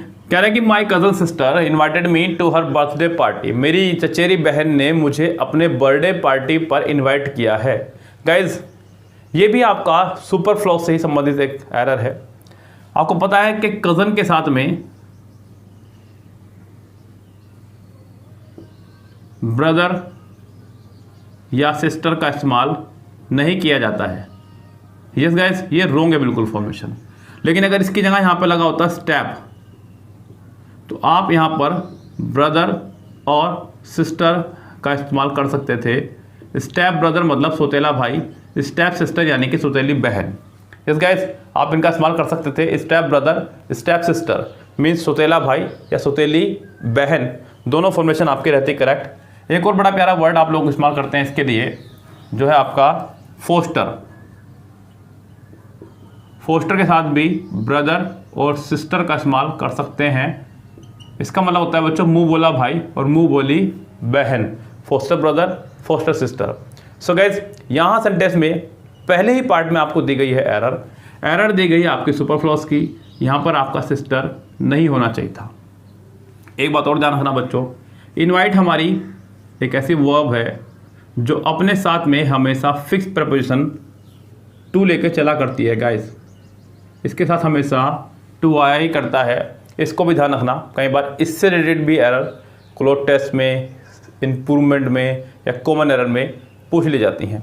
सो my cousin sister not my cousin invited me to her birthday party. ये सेंटेंस आपका हो जाएगा करेक्ट। सेंटेंस के पहले ही पार्ट में हो गई है एरर। चलिए चलते हैं नेक्स्ट सेंटेंस पर। सेंटेंस नंबर 24 क्या कह रहा है उसको पकड़ते हैं बच्चों।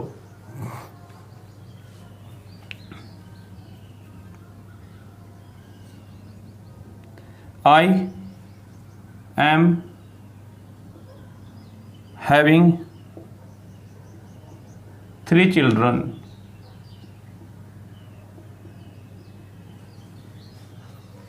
ये बड़ा प्यारा सा स्ट्रक्चर इंग्लिश ग्रामर का है। मैंने भी जब इसको पहली बार पढ़ाया अपने बैच में, सो बच्चों को मुश्किल लगा। इसकी एरर एग्जाम में एक नहीं कई बार पूछी जा चुकी है। एक सेंटेंस फिक्स है आपका, Madhuri Dixit is having a large fans following. लेकिन गाइस मैं आपको बता दूं, हैविंग को वाक्य में लगाने के 2 तरीके हैं। एक है सेंटेंस के बीच में, सेंटेंस के बीच में जो अभी आ रहा है, दूसरा है सेंटेंस के शुरू में। सेंटेंस के शुरू में यहां सेंटेंस के बीच में अगर ये आ रहा है तो ये एज ए मेन वर्ब काम कर रहा है। यहाँ पर ये एज ए मेन वर्ब काम कर रहा है। जैसे कि आप लोग बोलते हैं I am playing cricket, I am watching TV, तो यहाँ पर उसी तरह से आई एम हैविंग काम कर रहा है।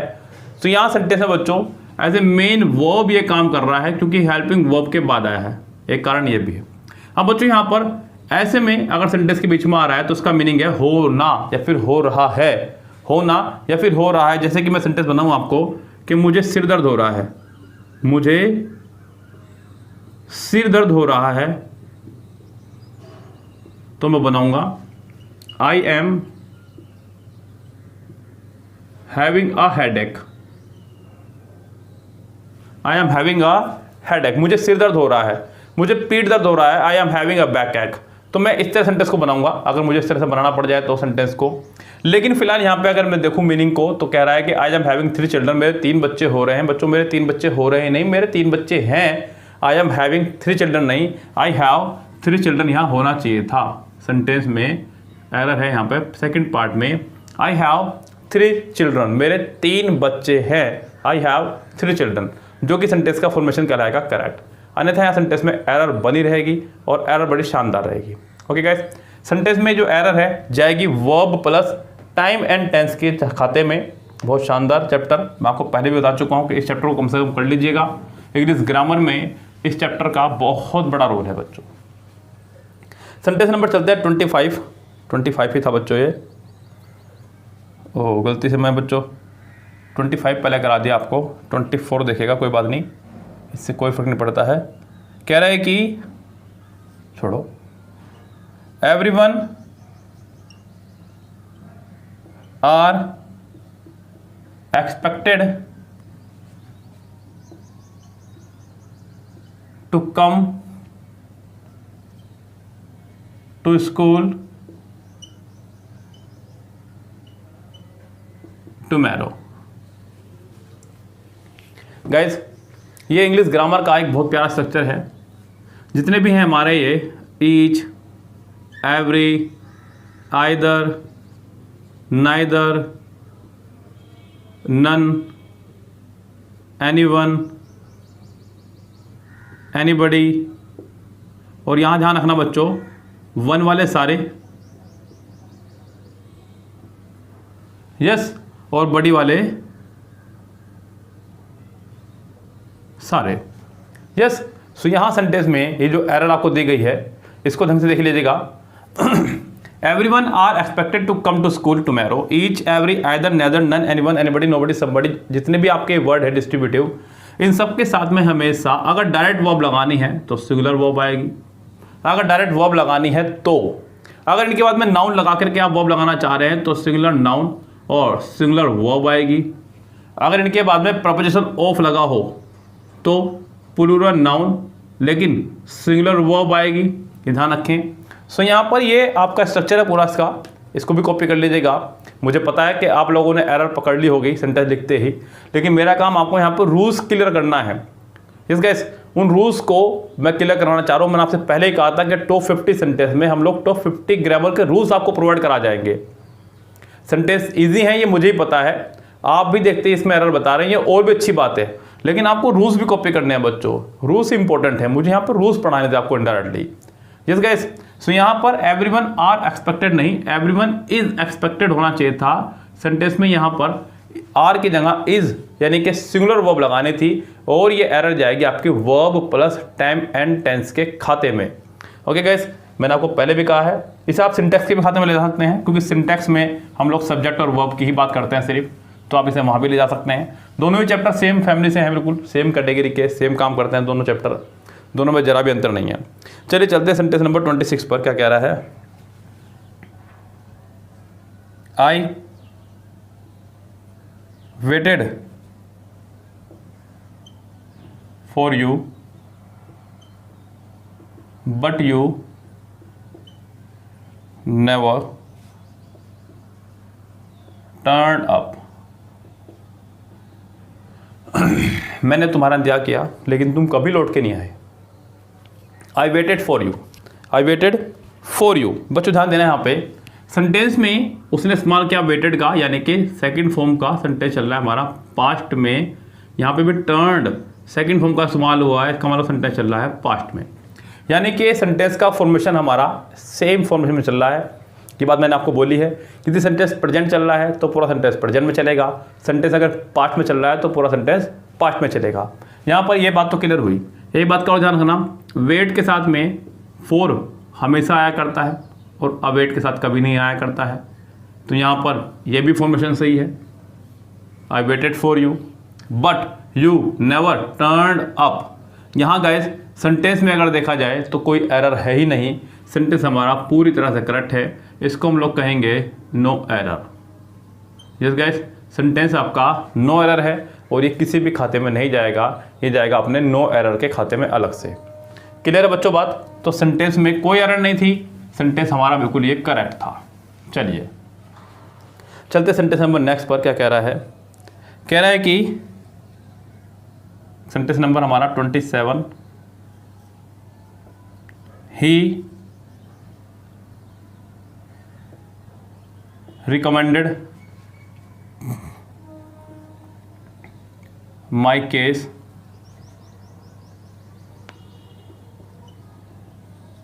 विद द सुपरवाइजर, यानी कि उसने मेरा केस जो है सुपरवाइजर को रिकमेंड किया। बच्चों ध्यान देना, यहाँ पे सेंटेंस में आपको दिखाई दे रही होगी सेकंड फॉर्म, इसका मतलब ये सेंटेंस चल रहा है हमारा पास्ट में। देखिए सेकंड फॉर्म तो आपको पता है कि कॉमन है, उस पर सब्जेक्ट का कोई प्रभाव नहीं पड़ता है, यहाँ पे भी नहीं पड़ेगा सेंटेंस में। तो ही रिकमेंडेड यानी कि पहला पार्ट हमारा करेक्ट है। माई केस यानी कि मेरा केस, विद द सुपरवाइजर, यहाँ बच्चों विद की जगह आपको लगाना होगा to. Yes, he recommended my case to the supervisor, तो टू का मतलब होता है बच्चों आगे की तरफ, टू का मतलब आगे ले जाना, टू का हिंदी मीनिंग को, तो यहाँ पे सुपरवाइजर को सौंप दिया या सुपरवाइजर को ऐसे दे दिया, किसी चीज़ को आगे ले जाने के अर्थ में हम लोग टू का इस्तेमाल क्या करते हैं। सो यहाँ पर भी यही कारण रहते हुए आपको विद की जगह टू का इस्तेमाल करना होगा, और सेंटेंस के थर्ड पार्ट में आपके हो जाएगी एरर। ये एरर जाएगी हमारी प्रपोजिशन के खाते में, फिक्स प्रपोजिशन के खाते में। मैंने आपको बोला था कि फिक्स प्रपोजिशन की संख्या इतनी है कि आप लोग उन्हें चाहकर भी नहीं रट सकते, लेकिन सेंटेंस के बीच बीच में जिस तरह से भी आ रही है आप उसको तुरंत याद रखा करें। इस तरह से आपको पता भी नहीं चलेगा कि आपने कब सारी प्रपोजिशन याद कर ली, और इंपॉर्टेंट याद होंगी जो एग्जाम में बार बार रिपीट हो रही हैं, सिर्फ वही आपको देखने को मिलेंगी। ओके गाइस, तो यहाँ पे ये भी बहुत बड़ा फायदा है। चलिए चलते हैं सेंटेंस नंबर नेक्स्ट पर। क्या कहना चाह रहा है? Her knowledge in English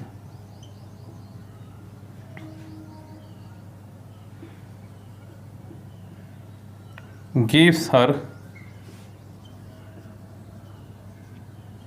great advantage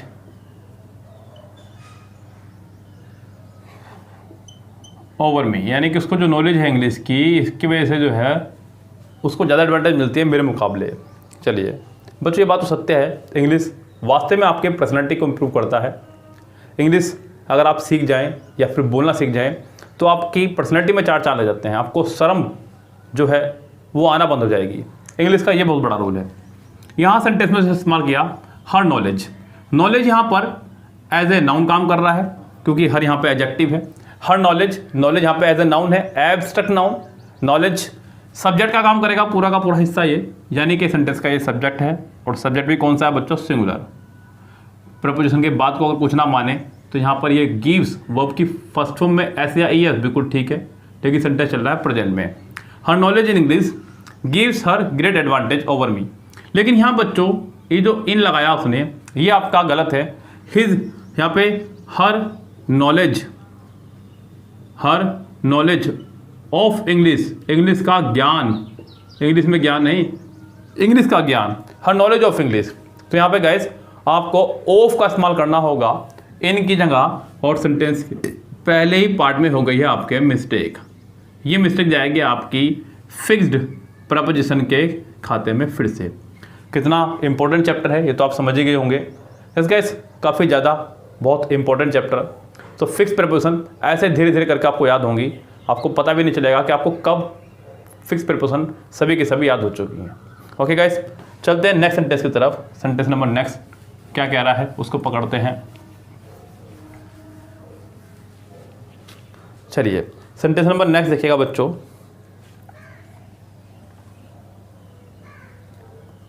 man who has risen by their own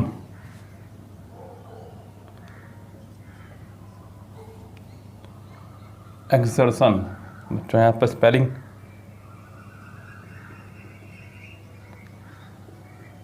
are always respected, ये लीजिए जी। अगर आप लोगों ने एरर ढूंढ ली हो तो आप जवाब दे सकते हैं, बाकी मेरा काम तो है ही समझाने का, बिकॉज मैं आपको रूल्स सही समझाऊंगा और यहाँ मेरा काम मेनली आपको रूल्स क्लियर करवाना ही था। ओके गाइस, तो चलते हैं रूल्स की तरफ। क्या कह रहा है गाइस, यहाँ आपको एक हु दिखाई दे रहा होगा। हु हमारा है रिलेटिव प्रोनाउन। रिलेटिव प्रोनाउन यानी कि संबंधवाचक प्रोनाउन। यहां पर हु, होम, विच, व्हाट और दैट, ये पांच हमारे रिलेटिव प्रोनाउन हैं। इन पांचों का काम क्या है बच्चों? ध्यान देना, इनसे पहले एक नाउन हुआ करता है। यस, एक बात और ध्यान देना, ये हमारा सब्जेक्ट है, ये हमारा सब्जेक्ट है, ये हमारा सब्जेक्ट है, ये हमारा सब्जेक्ट है, ये हमारा ऑब्जेक्ट है होम। बस इसे छोड़ करके, इसलिए मैं इसे यहाँ से हटा ही रहा हूँ वरना आप कंफ्यूज हो जाएंगे। इसको छोड़ करके जितने भी हमारे रिलेटिव प्रोनाउन हैं उनसे पहले कोई ना कोई होगा नाउन, और उससे पहले होगा एक आर्टिकल भी। क्या होगा उससे पहले? एक आर्टिकल भी। जितने भी रिलेटिव प्रोनाउन हैं उन सबसे पहले होगा एक नाउन और उससे पहले होगा एक आर्टिकल भी, और इनके बाद जो वर्ब आएगी वो पिछले वाले नाउन या प्रोनाउन के अकॉर्डिंग होगी। बच्चों यहाँ इससे पहले प्रोनाउन भी आ सकता है। इनके बाद जो वर्ब आया करती है वो पिछले वाले नाउन या प्रोनाउन के अकॉर्डिंग हुआ करते हैं, लेकिन होगी वो इन्हीं की ही, यानी कि वो वर्ब रहेगी इन्हीं की। इसके लिए फिर से आपको एक और वर्ब ढूंढनी होगी सेंटेंस में। यस गाइस, ये भी ध्यान रखना आप लोग, यानी कि सेंटेंस में ऐसे में दो वर्ब आपकी होनी चाहिए, एक तो हु, हुम, विच, व्हाट, दैट की, और दूसरी आपकी उस नाउन या प्रोनाउन की जो आपका इससे जस्ट पहले आया है। जैसे कि यहां मैं बात करूं अगर, सो कह रहा है कि man who has risen by their own expectation are, ये जो आर है ये इस मैन की ही वर्ब है। अगर यहाँ पे ये आर ना होता तो मुझे यहाँ से हु पूरा का पूरा हटाना पड़ता, ये भी ध्यान रखें बच्चों। अगर यहाँ पे आर होता ही नहीं तो मुझे यहाँ से हु ही हटाना पड़ता पूरा, क्योंकि हु के लिए मुझे एक वर्ब चाहिए जो कि यहाँ पर नहीं थी। सो गाइस यहाँ पर एक गड़बड़ी हो गई है, क्योंकि मैन आपका एक प्लूरल नाउन की श्रेणी में आया करता है, क्योंकि इसका सिंगुलर है मैन। ओके गाइस, तो यहाँ पर इसके हिसाब से यहाँ पर हैज़ नहीं, आपको हैव का इस्तेमाल करना था, तब जाके सेंटेंस ये रहता हमारा करेक्ट। सेंटेंस के पहले ही पार्ट में एरर है वर्ब की। भले मैंने आपको रिलेटिव प्रोनाउन के तहत इसको समझाया, लेकिन एरर वर्ब की है, और अगर एरर वर्ब की है तो ये जाएगा आपका सिंटैक्स के खाते में या फिर verb plus time and tense के खाते में। हालांकि ऐसी स्थिति में ये सिंटैक्स के खाते में जाना चाहिए, बिकॉज सब्जेक्ट और वर्ब का रोल सिर्फ सिंटैक्स चैप्टर में ही कवर किया जाता है। ओके गाइस, सो यहाँ पर ये उसी खाते में जाना चाहिए, लेकिन फिलहाल सेंटेंस बड़ा प्यारा है, आप इसको कॉपी कर लीजिएगा और रूल्स भी इसका कॉपी कर लीजिएगा। चलिए जी, सेंटेंस नंबर लास्ट हम लोग देखते हैं आज का अपना क्या कहना चाह रहा है बच्चों। The first inning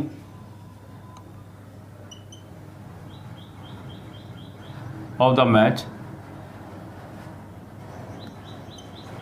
was very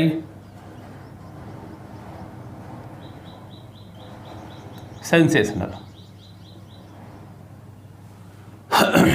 The first inning of the match was very sensational. Cricket lover आप में से जो भी होगा, हालांकि वो एरर बता चुका होगा, हो सकता है लड़कियों के लिए थोड़ा टफ पड़ जाए, लेकिन लड़के जो हमारे हैं, जितने भी क्रिकेट लवर हैं, वो एरर देखते बता देंगे। एरर क्या है बच्चों, यहाँ पे ये जो वर्ड है आपका इनिंग, ये इनिंग नहीं होता है, ये होता ही इनिंग्स है। यस गाइस, इनिंग होता ही नहीं है, the first innings. Okay guys, यहां सेंटेंस में पहले ही पार्ट में आपको दे दी गई है एरर, और ये एरर जाएगी आपके नाउन की। बहुत कॉमन सी, बहुत माइनर सी एरर थी। एक बात का और ध्यान रखना, यहाँ पे इस्तेमाल किया उसने एक वर्ड फर्स्ट का, जो कि एक ऑर्डिनल नंबर है गाइस। कौन सा नंबर है ये? एक आपका ऑर्डिनल नंबर है, और ऑर्डिनल नंबर से पहले हमेशा हमारा द आया करता है, जो कि उसने लगाया है। और यहाँ पर the first innings of the match, preposition के बाद वाले को कुछ नहीं माने तो वाज सब्जेक्ट के लिए आई है वर्ब आपकी, यानी कि सेंटेंस में आपको बस सभा के सब कुछ ठीक है, बस इनिंग को इनिंग्स करना होगा। सेंटेंस के पहले ही पार्ट में आपके दे दी गई है एरर। क्वेश्चन आपके सामने आपको दिखाई दे रहा होगा बोर्ड पे इस समय। क्या कह रहा है बच्चों? कह रहा है कि make what you right, make what you write and say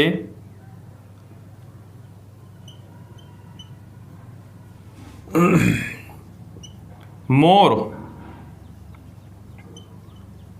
absorbed and engrossing। आपको बताना है कि सेंटेंस के किस पार्ट में है एरर। यस गाइस, सेंटेंस पूरा ढंग से देख लीजिएगा, आपको बोर्ड पर दिख रहा होगा। सेंटेंस कह रहा है कि make what you right and से मोर एब्जॉर्ब एंड एनग्रोसिंग। मुझे ध्यान देना है यहाँ पे, सेंटेंस की शुरुआत उसने मेक से की है।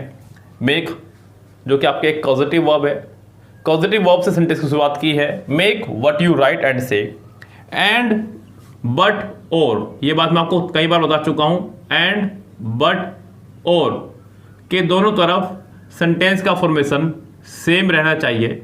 सेम से मतलब ऐसा नहीं है कि इधर राइट आया तो उधर भी राइट ही आएगा। मीन्स अगर एक तरफ वर्ब की फर्स्ट फॉर्म है तो दूसरी तरफ भी वर्ब की फर्स्ट फॉर्म होनी चाहिए, एक तरफ सेकंड फॉर्म है तो दूसरी तरफ भी सेकंड फॉर्म होनी चाहिए, थर्ड फॉर्म तो थर्ड फॉर्म, मतलब जो फॉर्मेशन एंड से पहले वाले में रहेगा वही फॉर्मेशन एंड के बाद वाले में भी रहना चाहिए।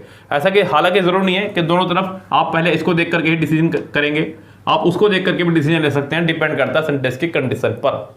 यहां सेंटेंस में राइट आपका वर्ब की फर्स्ट फॉर्म है, से भी आपका वर्ब की फर्स्ट फॉर्म है, तो सेंटेंस यहां पर बिल्कुल ठीक है। आगे बढ़ते हैं, मोर एब्जॉर्ब एंड एनग्रोसिंग। यहां पर एंड के एक तरफ लगाई गई है सेकंड फॉर्म, एक तरफ लगाई गई है आईएनजी फॉर्म। हालांकि यहां पर आईएनजी फॉर्म यानी कि नाउन की जरूरत थी। सो गाइज यहां पर आप लोग मोर एब्जॉर्ब, हालांकि यहां पे एनग्रोसिंग यानी कि आईएनजी फॉर्म आपका जीरंड की तरह, सॉरी एडजेक्टिव की तरह भी काम कर रहा है। यहां पर आप इसे एब्जॉर्बिंग बनाएंगे तब जाके सेंटेंस करेक्ट होगा, क्योंकि सेंटेंस का फॉर्मेशन दोनों तरफ हो जाएगा आपका सेम और सेंटेंस हो जाएगा हमारा ये करेक्ट। यानी कि सेंटेंस के थर्ड पार्ट में एरर है और ये एरर आपकी जाएगी एडजेक्टिव के खाते में। किस खाते में जाएगी बच्चों? एडजेक्टिव के। मैंने आपको बताया है कि वो 3-4 चैप्टर जो कि बहुत इंपॉर्टेंट है उन पर अपनी कमांड बना लीजिएगा। डेफिनेटली आपके एग्जाम्स में बहुत काम आने वाले हैं। ओके गाइस, रूल्स भी लिखते चला करें साथ में अपने, जो भी सेंटेंस मैं आपको करा रहा हूं, और सेंटेंस भी लिख लिया करें अगर आपके पास ये सेंटेंस नहीं है तो। सेंटेंस नंबर नेक्स्ट क्या कह रहा है बच्चों, उसको पढ़िएगा, आप देखिएगा सामने। They came hair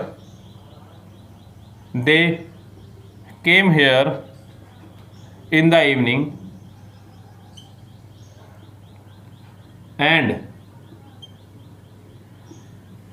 begin making further arrangements।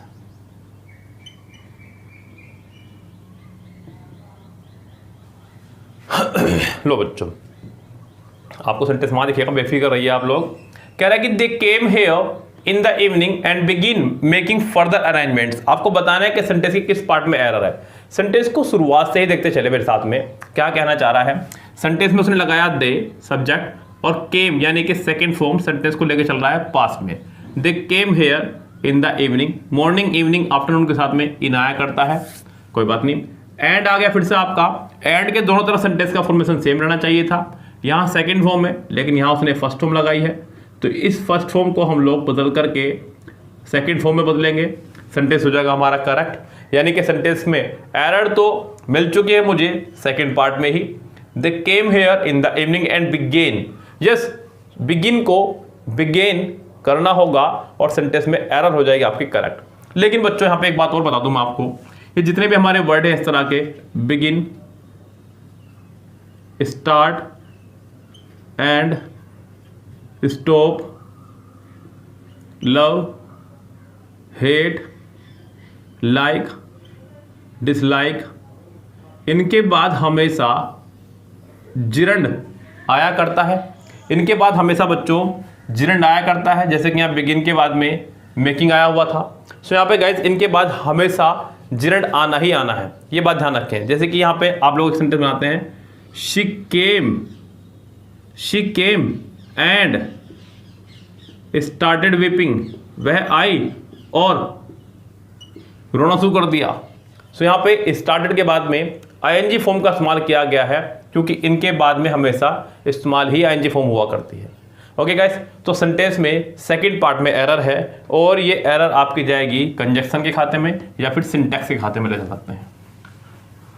चलिए सेंटेंस नंबर नेक्स्ट, जो कि आपके सामने इस समय क्या कह रहा है बच्चों, ध्यान से देखना। कह रहा है कि the baby was clinging,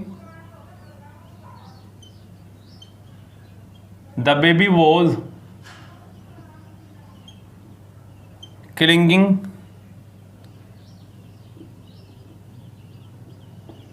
with her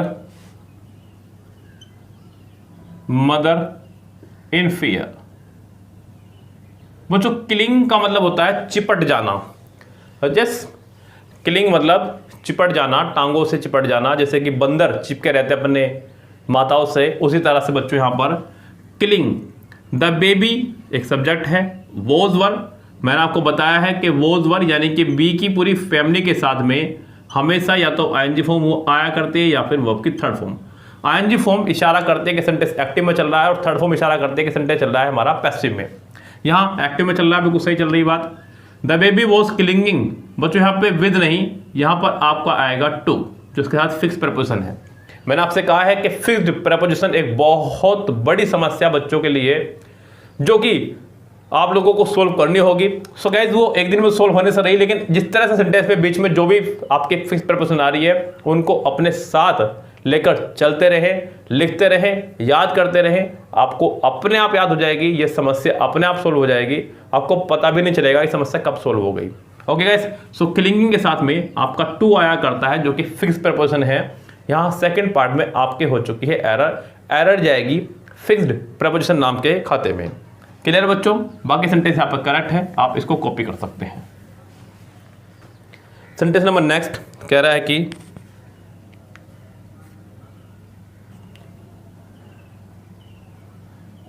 not much people realise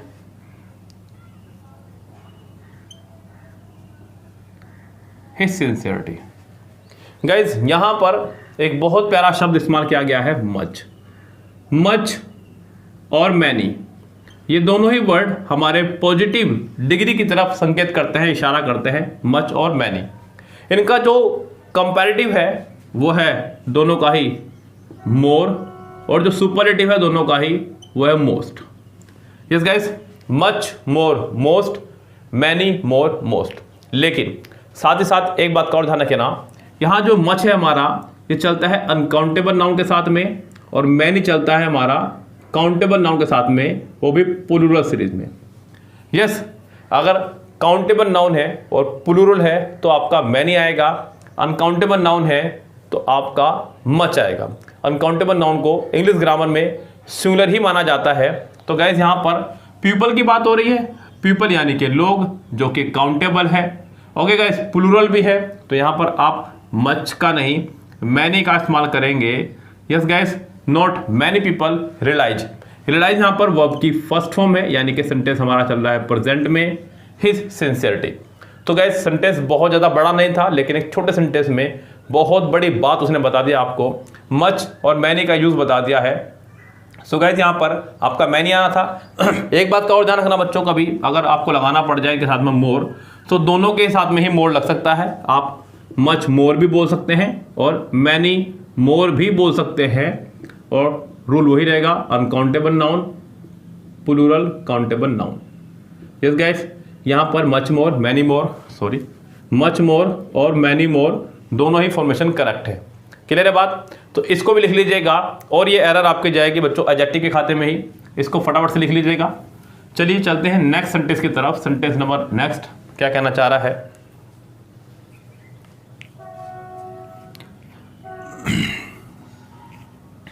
I left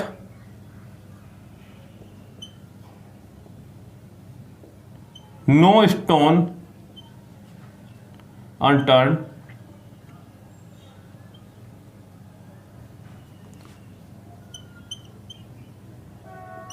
to achieve for my object।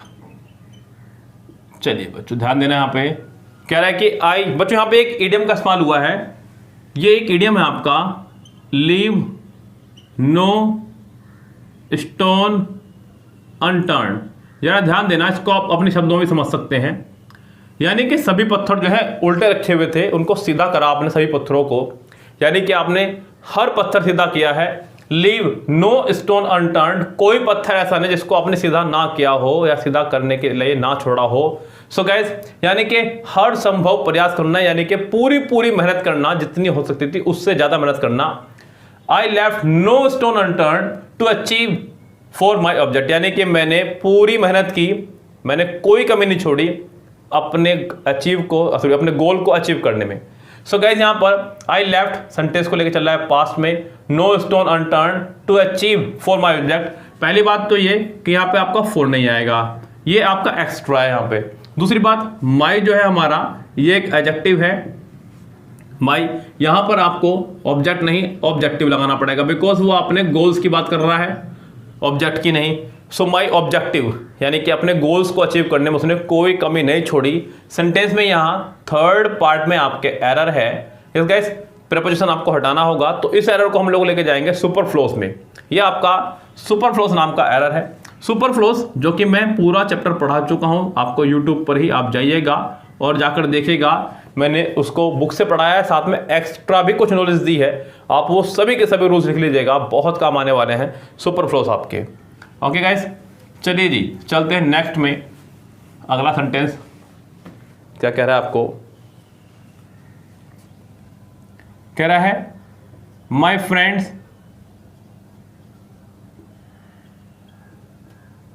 Actual job involves a lot of administration।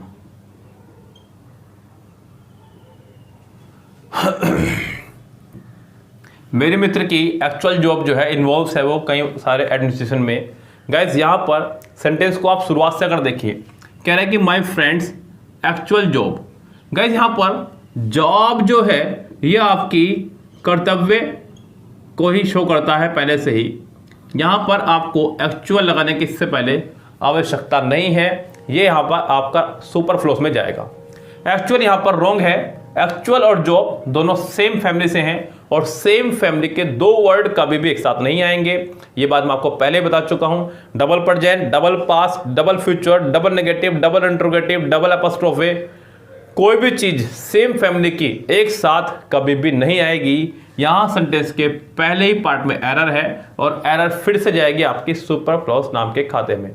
Yes guys, सुपरफ्लोस भी आपका एक बहुत ही शानदार चैप्टर है। हालांकि कोई चैप्टर नहीं है ये आपकी गलतियों का एक समावेश है। पूरी वो गलतियां जो हम लोगों को लगता है कि हाँ ये आम है, नॉर्मली हम लोग अपनी आम भाषा में इसका इस्तेमाल कर देते हैं, वो सब गलतियों का एक पूरा का पूरा चैप्टर बना दिया गया है। यस, तो उसको नाम दे दिया गया सुपरफ्लोस। क्लियर है बच्चों बात? चलिए चलते हैं नेक्स्ट सेंटेंस पर। सेंटेंस नंबर अगला क्या कह रहा है? His parents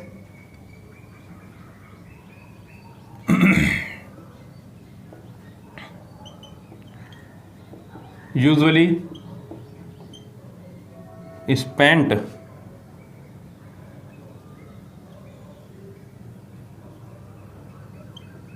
their summer in OT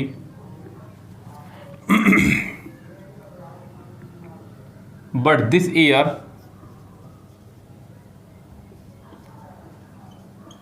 they are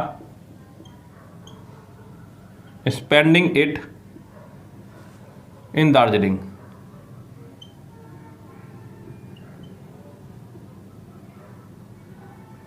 लो जी, कह रहा है कि उसके माता पिता हर बार गर्मियों में घूमने जाते हैं ऊटी, लेकिन इस बार वो दार्जिलिंग में जा रहे हैं, ये कहना चाह रहा है। सेंटेंस में अगर आप लोग समझें तो यहां पर पहले सेंटेंस में उनकी आदत को शो किया गया है। वो हर बार ऊटी जाया करते हैं गर्मियों की छुट्टियां मनाने के लिए, इस बार दार्जिलिंग जा रहे हैं। कोई बात नहीं, यहां सेंटेंस में यूजुअली जो वर्ड आया, मैंने आपको बताया से बहुत सारे वर्ड जो कि शो करते हैं कि सेंटेंस आपका प्रेजेंट इंडेफिनिट में चल रहा है। जैसे कि आपका usually, always, daily, occasionally, often, everyday और ऐसे जो भी वर्ड होंगे। यस गाइस, ये कुछ शब्द हैं जो इशारा करते हैं कि वाक्य आपका प्रेजेंट इंडेफिनिट में चल रहा है और प्रेजेंट इंडेफिनिट में ही चलेगा। यहां गाइस आपको सेंटेंस को स्पेंट नहीं, स्पेंड का इस्तेमाल करना होगा यहां पे, यानी कि वर्ब की फर्स्ट फॉर्म का इस्तेमाल करना होगा। पेरेंट्स आपका प्लूरल है, इसलिए फर्स्ट फॉर्म से काम चल जाएगा। अगर यहाँ पे फादर या मदर होता या फिर पेरेंट होता तब मैं स्पेंड्स का इस्तेमाल करता। एक बात का और ध्यान रखें बच्चों, यहाँ पर सेंटेंस में देखिए, पेरेंट्स का मतलब होता है आपका माता और पिता, माता और पिता, यानी कि बात हो रही है दो की। अगर यहां बात होती है ओनली पेरेंट, तो पेरेंट का मतलब होता है माता या पिता, यानी कि दोनों में से कोई एक, दोनों में से कोई एक, तब आपको यहां पर सिंगुलर वर्ब लगानी पड़ती। एक बात और बच्चों बता दूं आपको, स्पेंड जो वर्ड है हमारा, ये सिर्फ या तो लगता है समय को व्यर्थ करने के लिए, खर्च करने के लिए, या फिर मनी को खर्च करने के लिए। दो ही चीज़ों में इस्तेमाल होता है हमारा स्पेंड वर्ड, ये भी आप लोग याद रखें। इसके अलावा तीसरी जगह आपका स्पेंड इस्तेमाल नहीं होगा। सेंटेंस के पहले ही पार्ट में एरर है, ये एरर है आपके verb plus time and tense के खाते से, इसको लीजिएगा उसी खाते में ही। The his parents spend their summer in Ooty but this year they are spending it in Darjeeling. इस साल वो दार्जिलिंग जा रहे हैं। क्लियर है बात बच्चों? चलिए चलते हैं सेंटेंस नंबर नेक्स्ट पर। क्या कह रहा है सेंटेंस नंबर नेक्स्ट आपको?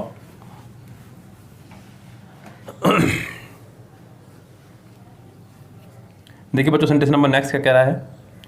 His appearance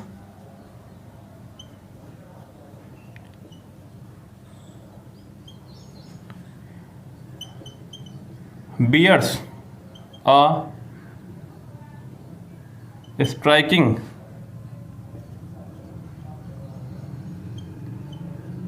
resemblance to your court's cousin, sorry,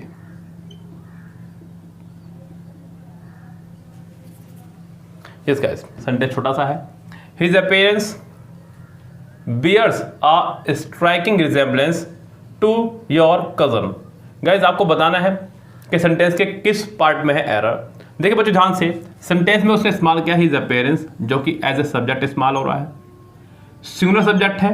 appearances होता तो प्लूरल होता, लेकिन यहाँ पे अपीयरेंस कहा है तो इसका मतलब सिंगुलर सब्जेक्ट है। सिंगुलर सब्जेक्ट के साथ में सिंगुलर वर्ब यानी कि वर्ब की फर्स्ट फॉर्म में एस या ईएस का इस्तेमाल किया गया है, तो भी सेंटेंस में कोई एरर नहीं है। A striking resemblance to your cousin.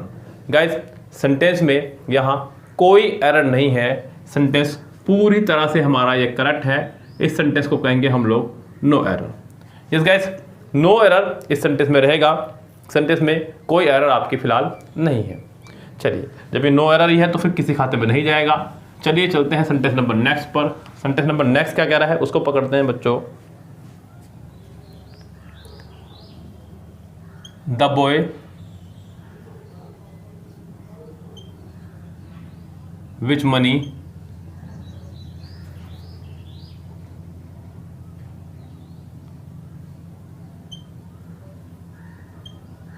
was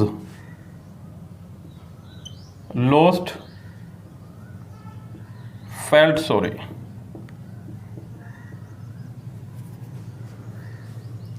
कह रहा है कि वो लड़का जिसके पैसे खो गए बड़ी शर्मिंदगी महसूस कर रहा था। गाइस यहां पे ध्यान देना, उसने इस्तेमाल किया है विच का। विच आपका लगता है नॉन लिविंग के साथ में। सबसे पहली बात तो यह है, यहां पर आपका विच नहीं होना चाहिए था। विच का इस्तेमाल हम लोग सिर्फ और सिर्फ नॉन लिविंग के साथ में क्या करते हैं। हालांकि एक कंडीशन और है जिसमें हम लोग विच का इस्तेमाल लिविंग के साथ भी कर दिया करते हैं, वो है आपकी चॉइस ऑफ सिलेक्शन।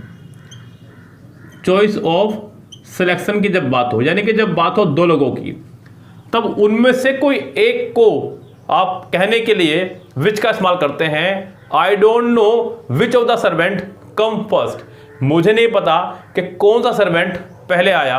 यहां पर आपने विच का इस्तेमाल किया सर्वेंट के लिए, लेकिन बात यहां पे चॉइस ऑफ सिलेक्शन की थी। यस गाइस, यहां पर बात चॉइस ऑफ सिलेक्शन की नहीं है। यहां पर बॉयज के लिए आप लोगों को लगाना होगा हुज। क्या इस्तेमाल करना होगा? Whose. The boys whose money was lost felt sorry. Clear है बच्चों? यहां सेंटेंस के सेकंड पार्ट में आपके हो गई है एरर। विच की जगह आपको हुज का इस्तेमाल करना होगा। ये बात मैंने आपको कल भी बताई थी। रिलेटिव प्रोनाउन नाम का एक मैंने टॉपिक पढ़ाया था कल आपको, who, home, which, what, that. So guys उसी में ही आपके एरर जाएगी। विच की जगह आपको हुज लगाना होगा और ये एरर जाएगी आपके प्रोनाउन नाम के खाते में। प्रोनाउन चैप्टर उसी में आपका पढ़ता है, एक रिलेटिव प्रोनाउन, उसमें आप इसको ले जा सकते हैं। चलिए सेंटेंस नंबर नेक्स्ट क्या कह रहा है। The king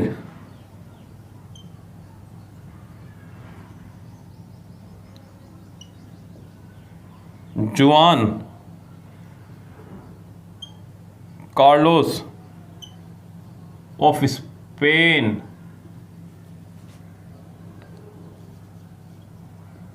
arrived in London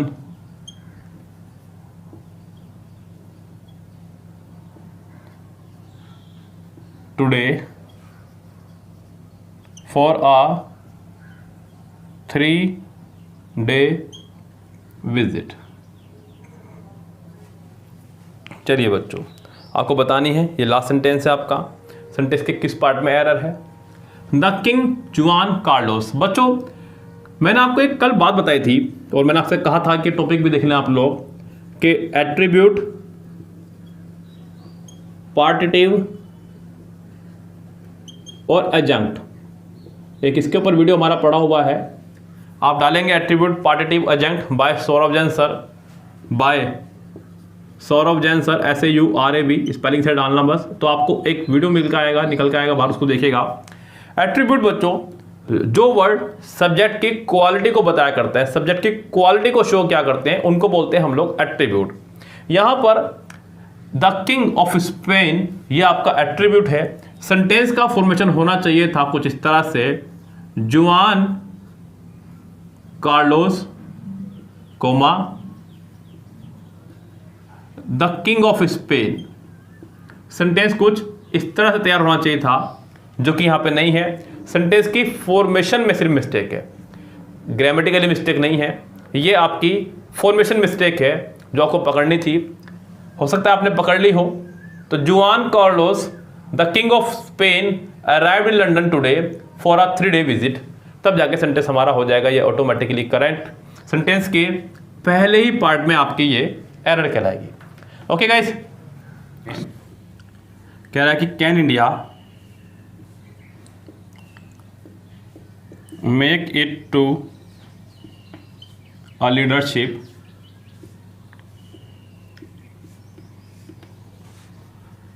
position और will it be retain the fast train going slow image it always had। Question काफ़ी अच्छा खासा बड़े क्वेश्चन है इस बार। सो आपको देख करके बताना है कि सेंटेंस के किस पार्ट में एरर हो सकती है। कह रहा है कि can India make it to a leadership और, मैंने आपको बताया है एंड बट और का ये फॉर्मूला कि सेंटेंस का फॉर्मेशन दोनों तरफ सेम स्ट्रक्चर में रहेगा। सेंटेंस का फॉर्मेशन दोनों तरफ सेम स्ट्रक्चर में रहना चाहिए यदि सेंटेंस हमारा एंड बट और से कनेक्टेड हो। एंड बट और के दोनों तरफ सेंटेंस का फॉर्मेशन सेम से मतलब ये है कि यहाँ पे ऐसा नहीं कि यहाँ पे कैन आया तो उधर भी कैन ही आना चाहिए, ऐसा कुछ नहीं है, लेकिन फॉर्मेशन सेम होना चाहिए। जैसे कि इधर कैन यानी कि मॉडल वर्ब आई है तो इधर भी विल आपकी मॉडल वर्ब आई है। कैन आपका प्रेजेंट में है तो विल भी आपका प्रेजेंट में, उसने वुड नहीं करा है। चलो, उसके बाद में सब्जेक्ट आया, इसके बाद सब्जेक्ट आया, उसके बाद वर्ब की फर्स्ट फॉर्म आई है, लेकिन यहाँ उसने पैसिव बना दिया, बी प्लस थर्ड फॉर्म बना दी, जो कि रोंग है बच्चों। इधर फर्स्ट फॉर्म है, इधर भी फर्स्ट फॉर्म ही होनी चाहिए थी, तब जाकर के सेंटेंस का फॉर्मेशन रहता करेक्ट। यहाँ सेंटेंस में बी रिटेन की जगह अच्छा होगा कि आप ओनली रिटेन का इस्तेमाल करें, तब जाकर के हमारा सेंटेंस करेक्ट हो जाएगा। इस हिसाब से अगर देखा जाए तो सेंटेंस के सेकंड पार्ट में एरर है, और एरर भी आपकी है verb plus time and tense की, verb plus time and tense की। और इसको अगर कुछ बच्चे ले जाना चाहे तो कंजक्शन में ले जा सकते हैं, क्योंकि एंड बट और आपकी कंजक्शन की तरह काम कर रही है, लेकिन मैं इसको कंजक्शन में नहीं लूँगा। मैंने देखिए कंजक्शन एक अलग चैप्टर है पूरा का पूरा, हम लोग वो कवर करवाते ही हैं आपको, लेकिन यहाँ मैंने एंड बट और को verb plus time and tense में ही समाहित किया है, क्योंकि ये रूल्स आपको सबसे ज़्यादा दुखी करता है इंग्लिश ग्रामर के अंदर। एंड बट और के दोनों तरफ सेंटेंस का फॉर्मेशन सेम रहेगा। ओके गाइस, सो फिलहाल कॉपी कीजिए इसको, और सेंटेंस के सेकंड पार्ट में एरर है और इसको जोड़ दीजिएगा ला करके verb plus time and tense के चैप्टर में। चलिए जी, हम लोग बात करते हैं क्वेश्चन नंबर नेक्स्ट की। नेक्स्ट क्वेश्चन कह रहा है कि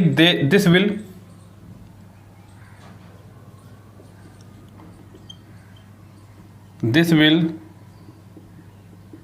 explains the decision taken to impose a blockade on the country in the midst of a crisis। ये पूरा क्वेश्चन आपके सामने है। This will explains the decision taken to impose a blockade on the country in the midst of a crisis. Guys ध्यान देना, यहाँ sentence में शुरुआत से अगर आप लेके चलें तो दिस विल एक्सप्लेन्स, यहाँ सेंटेंस में ये जो एक्सप्लेन्स है ये गलत है। अभी तक एक भी क्वेश्चन नहीं आया था मॉडल वर्ब से, अब आ गया है, अच्छा लगा मुझे। यहाँ पे गाइस ध्यान देना, जितनी भी मॉडल वर्ब हमारी, जितनी भी, चाहे वो विल हो, चाहे वो शैल हो, चाहे वो कैन हो, चाहे वो मेक हो, चाहे इनका past version would, should, could, might, इन सब के साथ हमेशा आने वाली वर्ब फर्स्ट फॉर्म में आया करती है। मैं इनको इंग्लिश का अमिताभ बच्चन बोलता हूँ, क्यों बोलता हूँ, मैंने verb plus time and tense में पढ़ाया आपको गाइस। लेकिन फिलहाल यहाँ पर गलती पहले पार्ट में ही है, मॉडल वर्ब के बाद हमेशा वर्ब की फर्स्ट फॉर्म आया करती है। इस बात को खूब अच्छे से ध्यान रखें। तो गाइस इस सेंटेंस के पहले ही पार्ट में आपकी हो गई है एरर। आपको एक्सप्लेन्स की जगह एक्सप्लेन लिखना होगा, तब जाकर ये सेंटेंस करेक्ट होगा। एक बात और ध्यान रखना गाइस, एक ही सेंटेंस में डबल मॉडल वर्ब आपकी कभी नहीं आ सकती हैं। यदि दो मॉडल वर्ब एक सेंटेंस में एक साथ आ रही हैं तो समझ जाइएगा कि गलती आपकी मॉडल वर्ब वाले पार्ट में ही है। ऐसे में हम लोग if, unless, until, in case, provided, as long as, so long as, when, before, after, whether, इनके बाद वाली मॉडल वर्ब हटा देते हैं। चलिए कभी कोई सेंटेंस आएगा तो बताएंगे। फिलहाल यहाँ पर इस सेंटेंस के पहले पार्ट में आपकी एरर है, इसको कॉपी कर लीजिएगा, नोट डाउन करते रहें प्रत्येक रूल को, कोई भी बच्चा लापरवाही ना दिखाए। अब गाइस बात करते हैं अगले क्वेश्चंस की तरफ की। क्वेश्चन नंबर नेक्स्ट कह रहा है, आज के क्वेश्चन थोड़े से बड़े हैं तो थोड़ा सा निगाह अपनी बोर्ड पर ही रखें।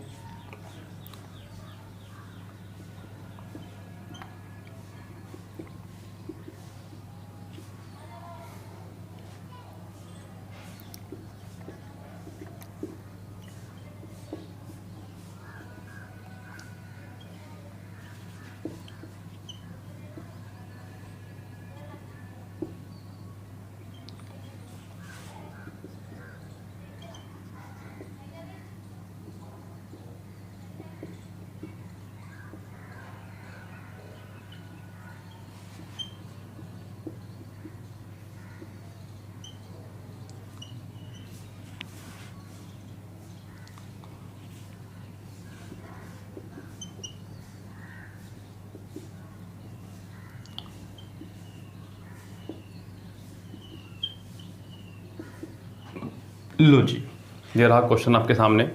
कह रहा है कि he build the theatre as a tribute to his rootings and the thought of it outlasting him would surely have given him that greatest Joy.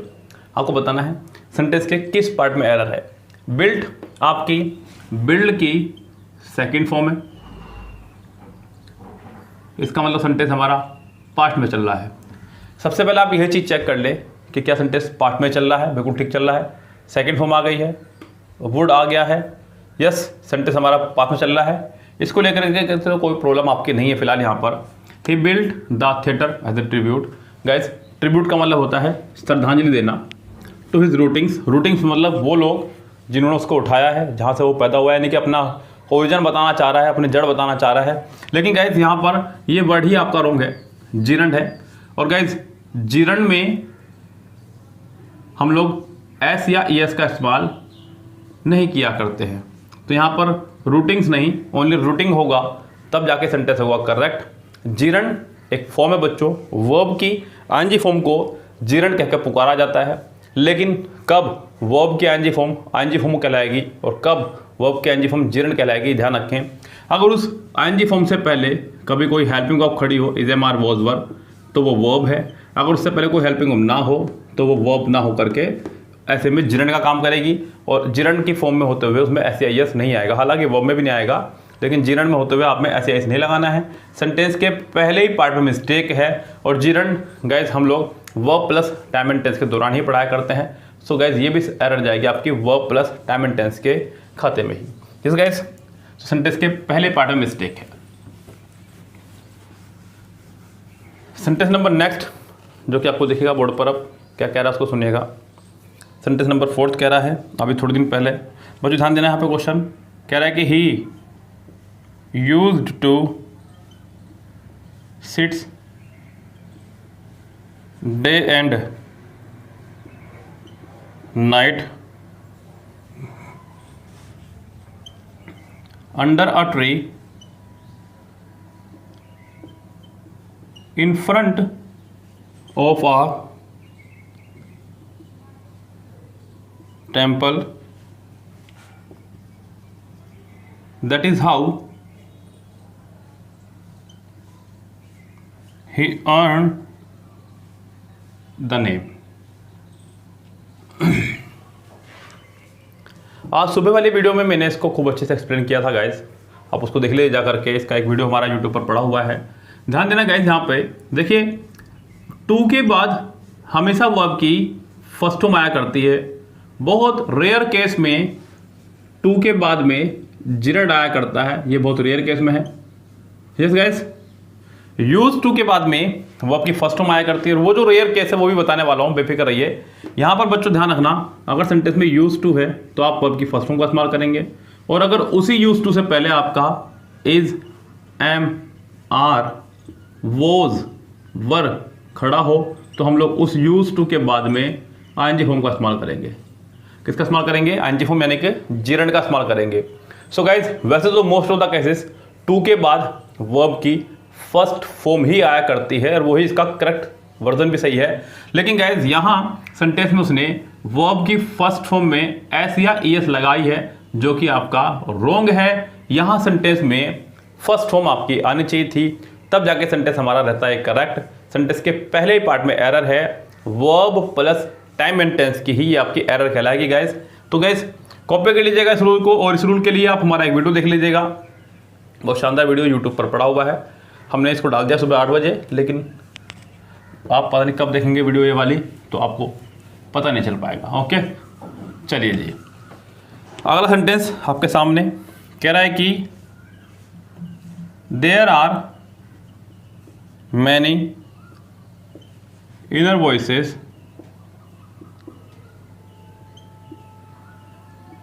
that speak to us inside your head and believe that they should not be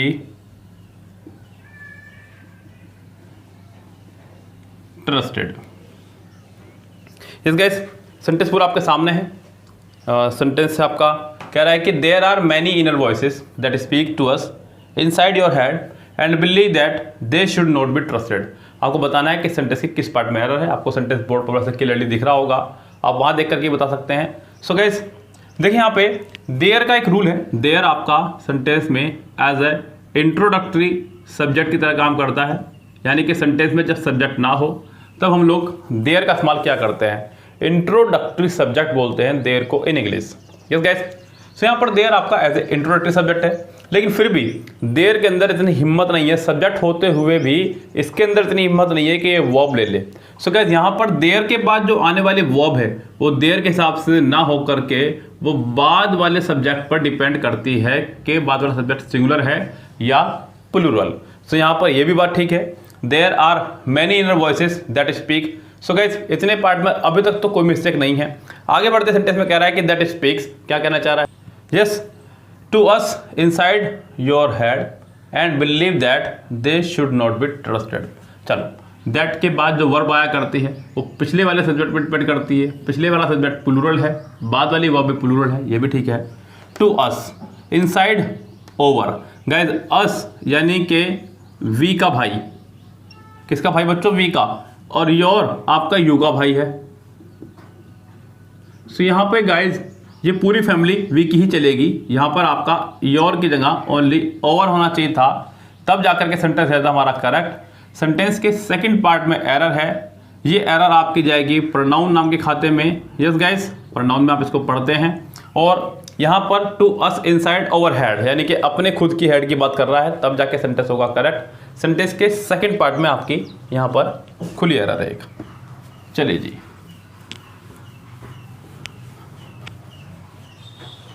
sentence number next देखिएगा। Sentence number 6 क्या कह रहा है?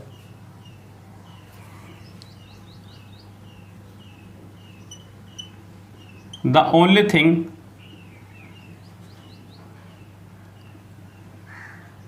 that endures and can sustain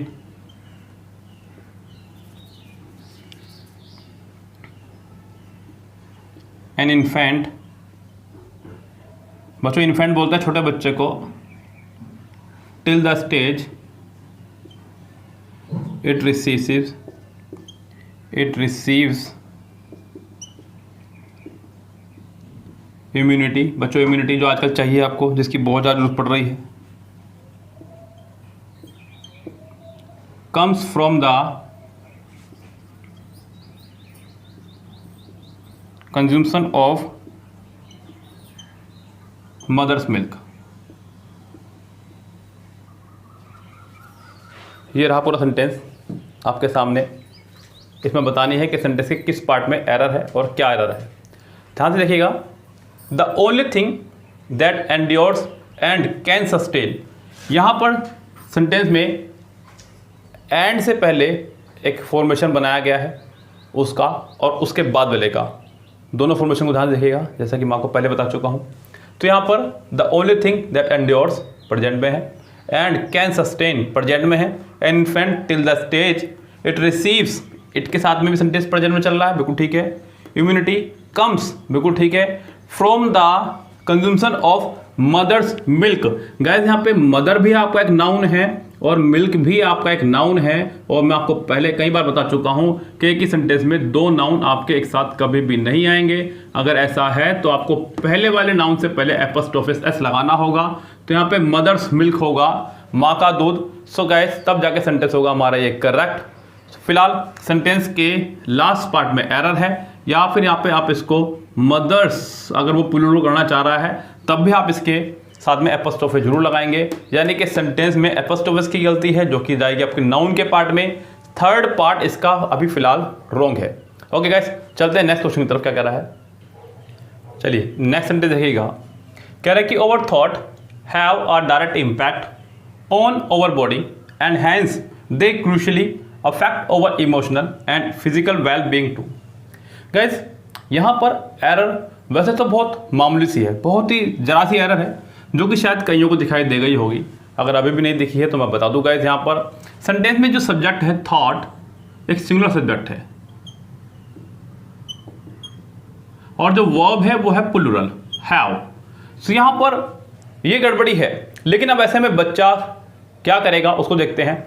वो thought को thoughts करेगा या have को हैज करेगा, ये मैं आपको बता दूं। देखिए सेंटेंस को पहले पूरा पढ़ लीजिए। Over thought have a direct impact on our body and hence they, ये जो दे इस्तेमाल उसने किया है, ये दे उसने थॉट के लिए किया है। इसका मतलब यहाँ ये कंफर्म होता है कि थॉट आपका प्लूरल होना चाहिए था, तभी आपका ये दे कामगार सिद्ध होगा। अन्यथा सेंटेंस में अगर आप हैज का इस्तेमाल करेंगे तो इस दे का भी औचित्य हो जाएगा खराब। सो गाइस यहाँ सेंटेंस में डबल मिस्टेक हो जाएगी।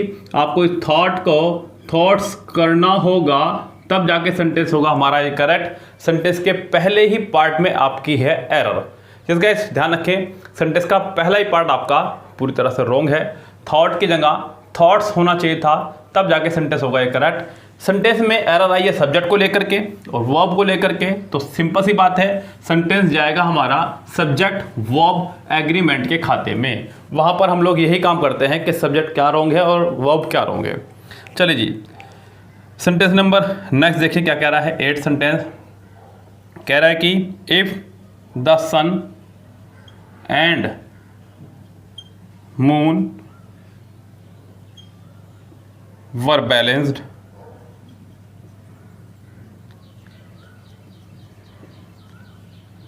which means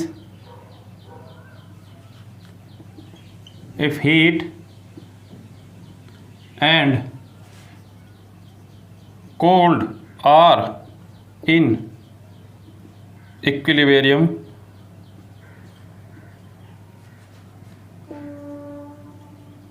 the person is healthy। देखिए ये तो हमारा मानना है, कह रहा है कि अगर चंद्रमा और सूरज की रोशनी जो है बराबर हो जाए तो व्यक्ति हेल्दी रह सकता है। देखिए प्रकृति हमसे ज़्यादा इंटेलिजेंट है, वो जो ऊपर बैठा हुआ है हमसे ज़्यादा इंटेलिजेंट है, उसको पता है कि हमें कौन सी चीज़ कितनी मात्रा में चाहिए। देखिए गर्मियाँ चल रही हैं, गर्मियाँ चल रही हैं, ठंडे पानी की जरूरत है, लेकिन ऐसे में भी लोग गर्म पानी पी रहे हैं। प्रकृति तो अपना काम करवाती है बच्चों, ऐसे में आप लोग भी गर्म गर्म पानी पीते रहे हैं, इतना गर्म जितनी गर्म आप चाय पीते हैं, बहुत ज़्यादा ठंडा नहीं और गुनगुना भी नहीं, इतना गर्म जितने आप चाय पीते हैं, बहुत गर्म गर्म होना चाहिए, गले को लगना चाहिए गाइस यहाँ पर, तब जाकर के पानी वो कामयाब होगा। ध्यान रखें आप लोग, आप इतने गर्म पानी से कुल्ला भी कर सकते हैं, नमक या फिटकरी डाल करके पी लिया गए, गलती से पी लिया तब भी कोई दिक्कत नहीं है, लेकिन उसको गरारे करते रहें गाइस, नमक या फिटकरी डाल करके, वो भी बहुत फ़ायदेमंद होगा। यस गाइस, चलिए कह रहा है कि if the sun and moon are balanced which means if heat and cold are in equilibrium the person is healthy. बिल्कुल नहीं, मैं नहीं मानता है सच्चाई को, लेकिन फिलहाल यहाँ पे गाइस हम लोग चलते सेंटेंस की एरर की तरफ। जैसा कि मैं आपको पहले बता चुका हूँ, एंड, बट, और इन दोनों की तरफ सेंटेंस का फॉर्मेशन रहना चाहिए सेम, तो भैया सेम होना चाहिए। दूसरी बात, सन आपका एक प्लैनेट है, स्टार है सॉरी, मून आपका एक सब प्लैनेट है, दोनों ही चीज़ें यूनिक हैं, दुनिया में इनके जैसा दूसरा नहीं है, डेफिनेट है। तो मून से पहले आपका यहाँ पर द आना चाहिए था। सेलेस्टियल बॉडीज भी इनको बोल देते हैं, हेवनली बॉडीज भी इनको बोल देते हैं। सेलेस्टियल बॉडीज मतलब वो जो हवा में तैर रहे हो उनको बोलते हैं सेलेस्टियल बॉडीज। तो यहाँ पर आपका द मून होना चाहिए था। अगर मैं द सन एंड मून करता हूँ तो इसका मतलब ये हो जाएगा कि मून सन ही है, जो कि नहीं है गाइस। तो यहाँ पर आपको मून से पहले भी आर्टिकल का इस्तेमाल करना पड़ेगा, जो कि है आपका द। यस गाइस, सेंटेंस के पहले ही पार्ट में एरर है और एरर आपकी जाएगी आर्टिकल नाम के खाते में। चलिए जी, फिलहाल सेंटेंस नंबर 9 देखिएगा ध्यान से, और उसके बाद एक सेंटेंस और इस आपकी सीरीज हो जाएगी समाप्त। सेंटेंस नंबर 9 कह रहा है कि due to the snow the marks was unrecognizable। Guys ध्यान देना यहाँ पे, ड्यू टू द स्नो, बर्फ की वजह से जो मार्क्स थे वो अनरिकॉग्निजेबल थे। ध्यान देना गाइस यहाँ पे मार्क्स, यहाँ पे एक छोटी सी बात है, ध्यान देना। पहले तो यहाँ पे वर्ब को लेकर के मैं प्रॉब्लम बता दूं आपको, वर्ड को लेकर के मार्क्स प्लूरल है और वोज आपका सिंगुलर, तो ये एरर तो है। लेकिन दूसरी बात यहाँ पे शब्द के मीनिंग को लेकर के भी मीनिंग वो दिक्कत है। मार्क्स का मतलब होता है अंक और मार्क का मतलब होता है चिन्ह। यहाँ अच्छा होगा कि आप इसे सिंगुलर बनाएं, तब ज़्यादा अच्छा होगा कि चिन्ह जो है दिखाई नहीं दे रहे थे, अनरिकॉग्नाइजेबल थे बर्फ की वजह से। सो यहाँ पर मार्क्स की जगह मार्क हम लोग करेंगे और सेंटेंस के थर्ड पार्ट में आपकी हो जाएगी एरर। नाउन की सिंगुलर प्लूरल को लेकर के प्रॉब्लम है, इसलिए गाइस इस सेंटेंस को थर्ड पार्ट में हम लोग एरर लगाने वाले हैं। अब चलते हैं गाइस लास्ट सेंटेंस की तरफ, और ये सीरीज आपकी हो जाएगी यहाँ समाप्त। उम्मीद करता हूँ कि आपको बहुत शानदार समझ में आई होगी सीरीज ये वाली। कह रहा है कि she picked on the trail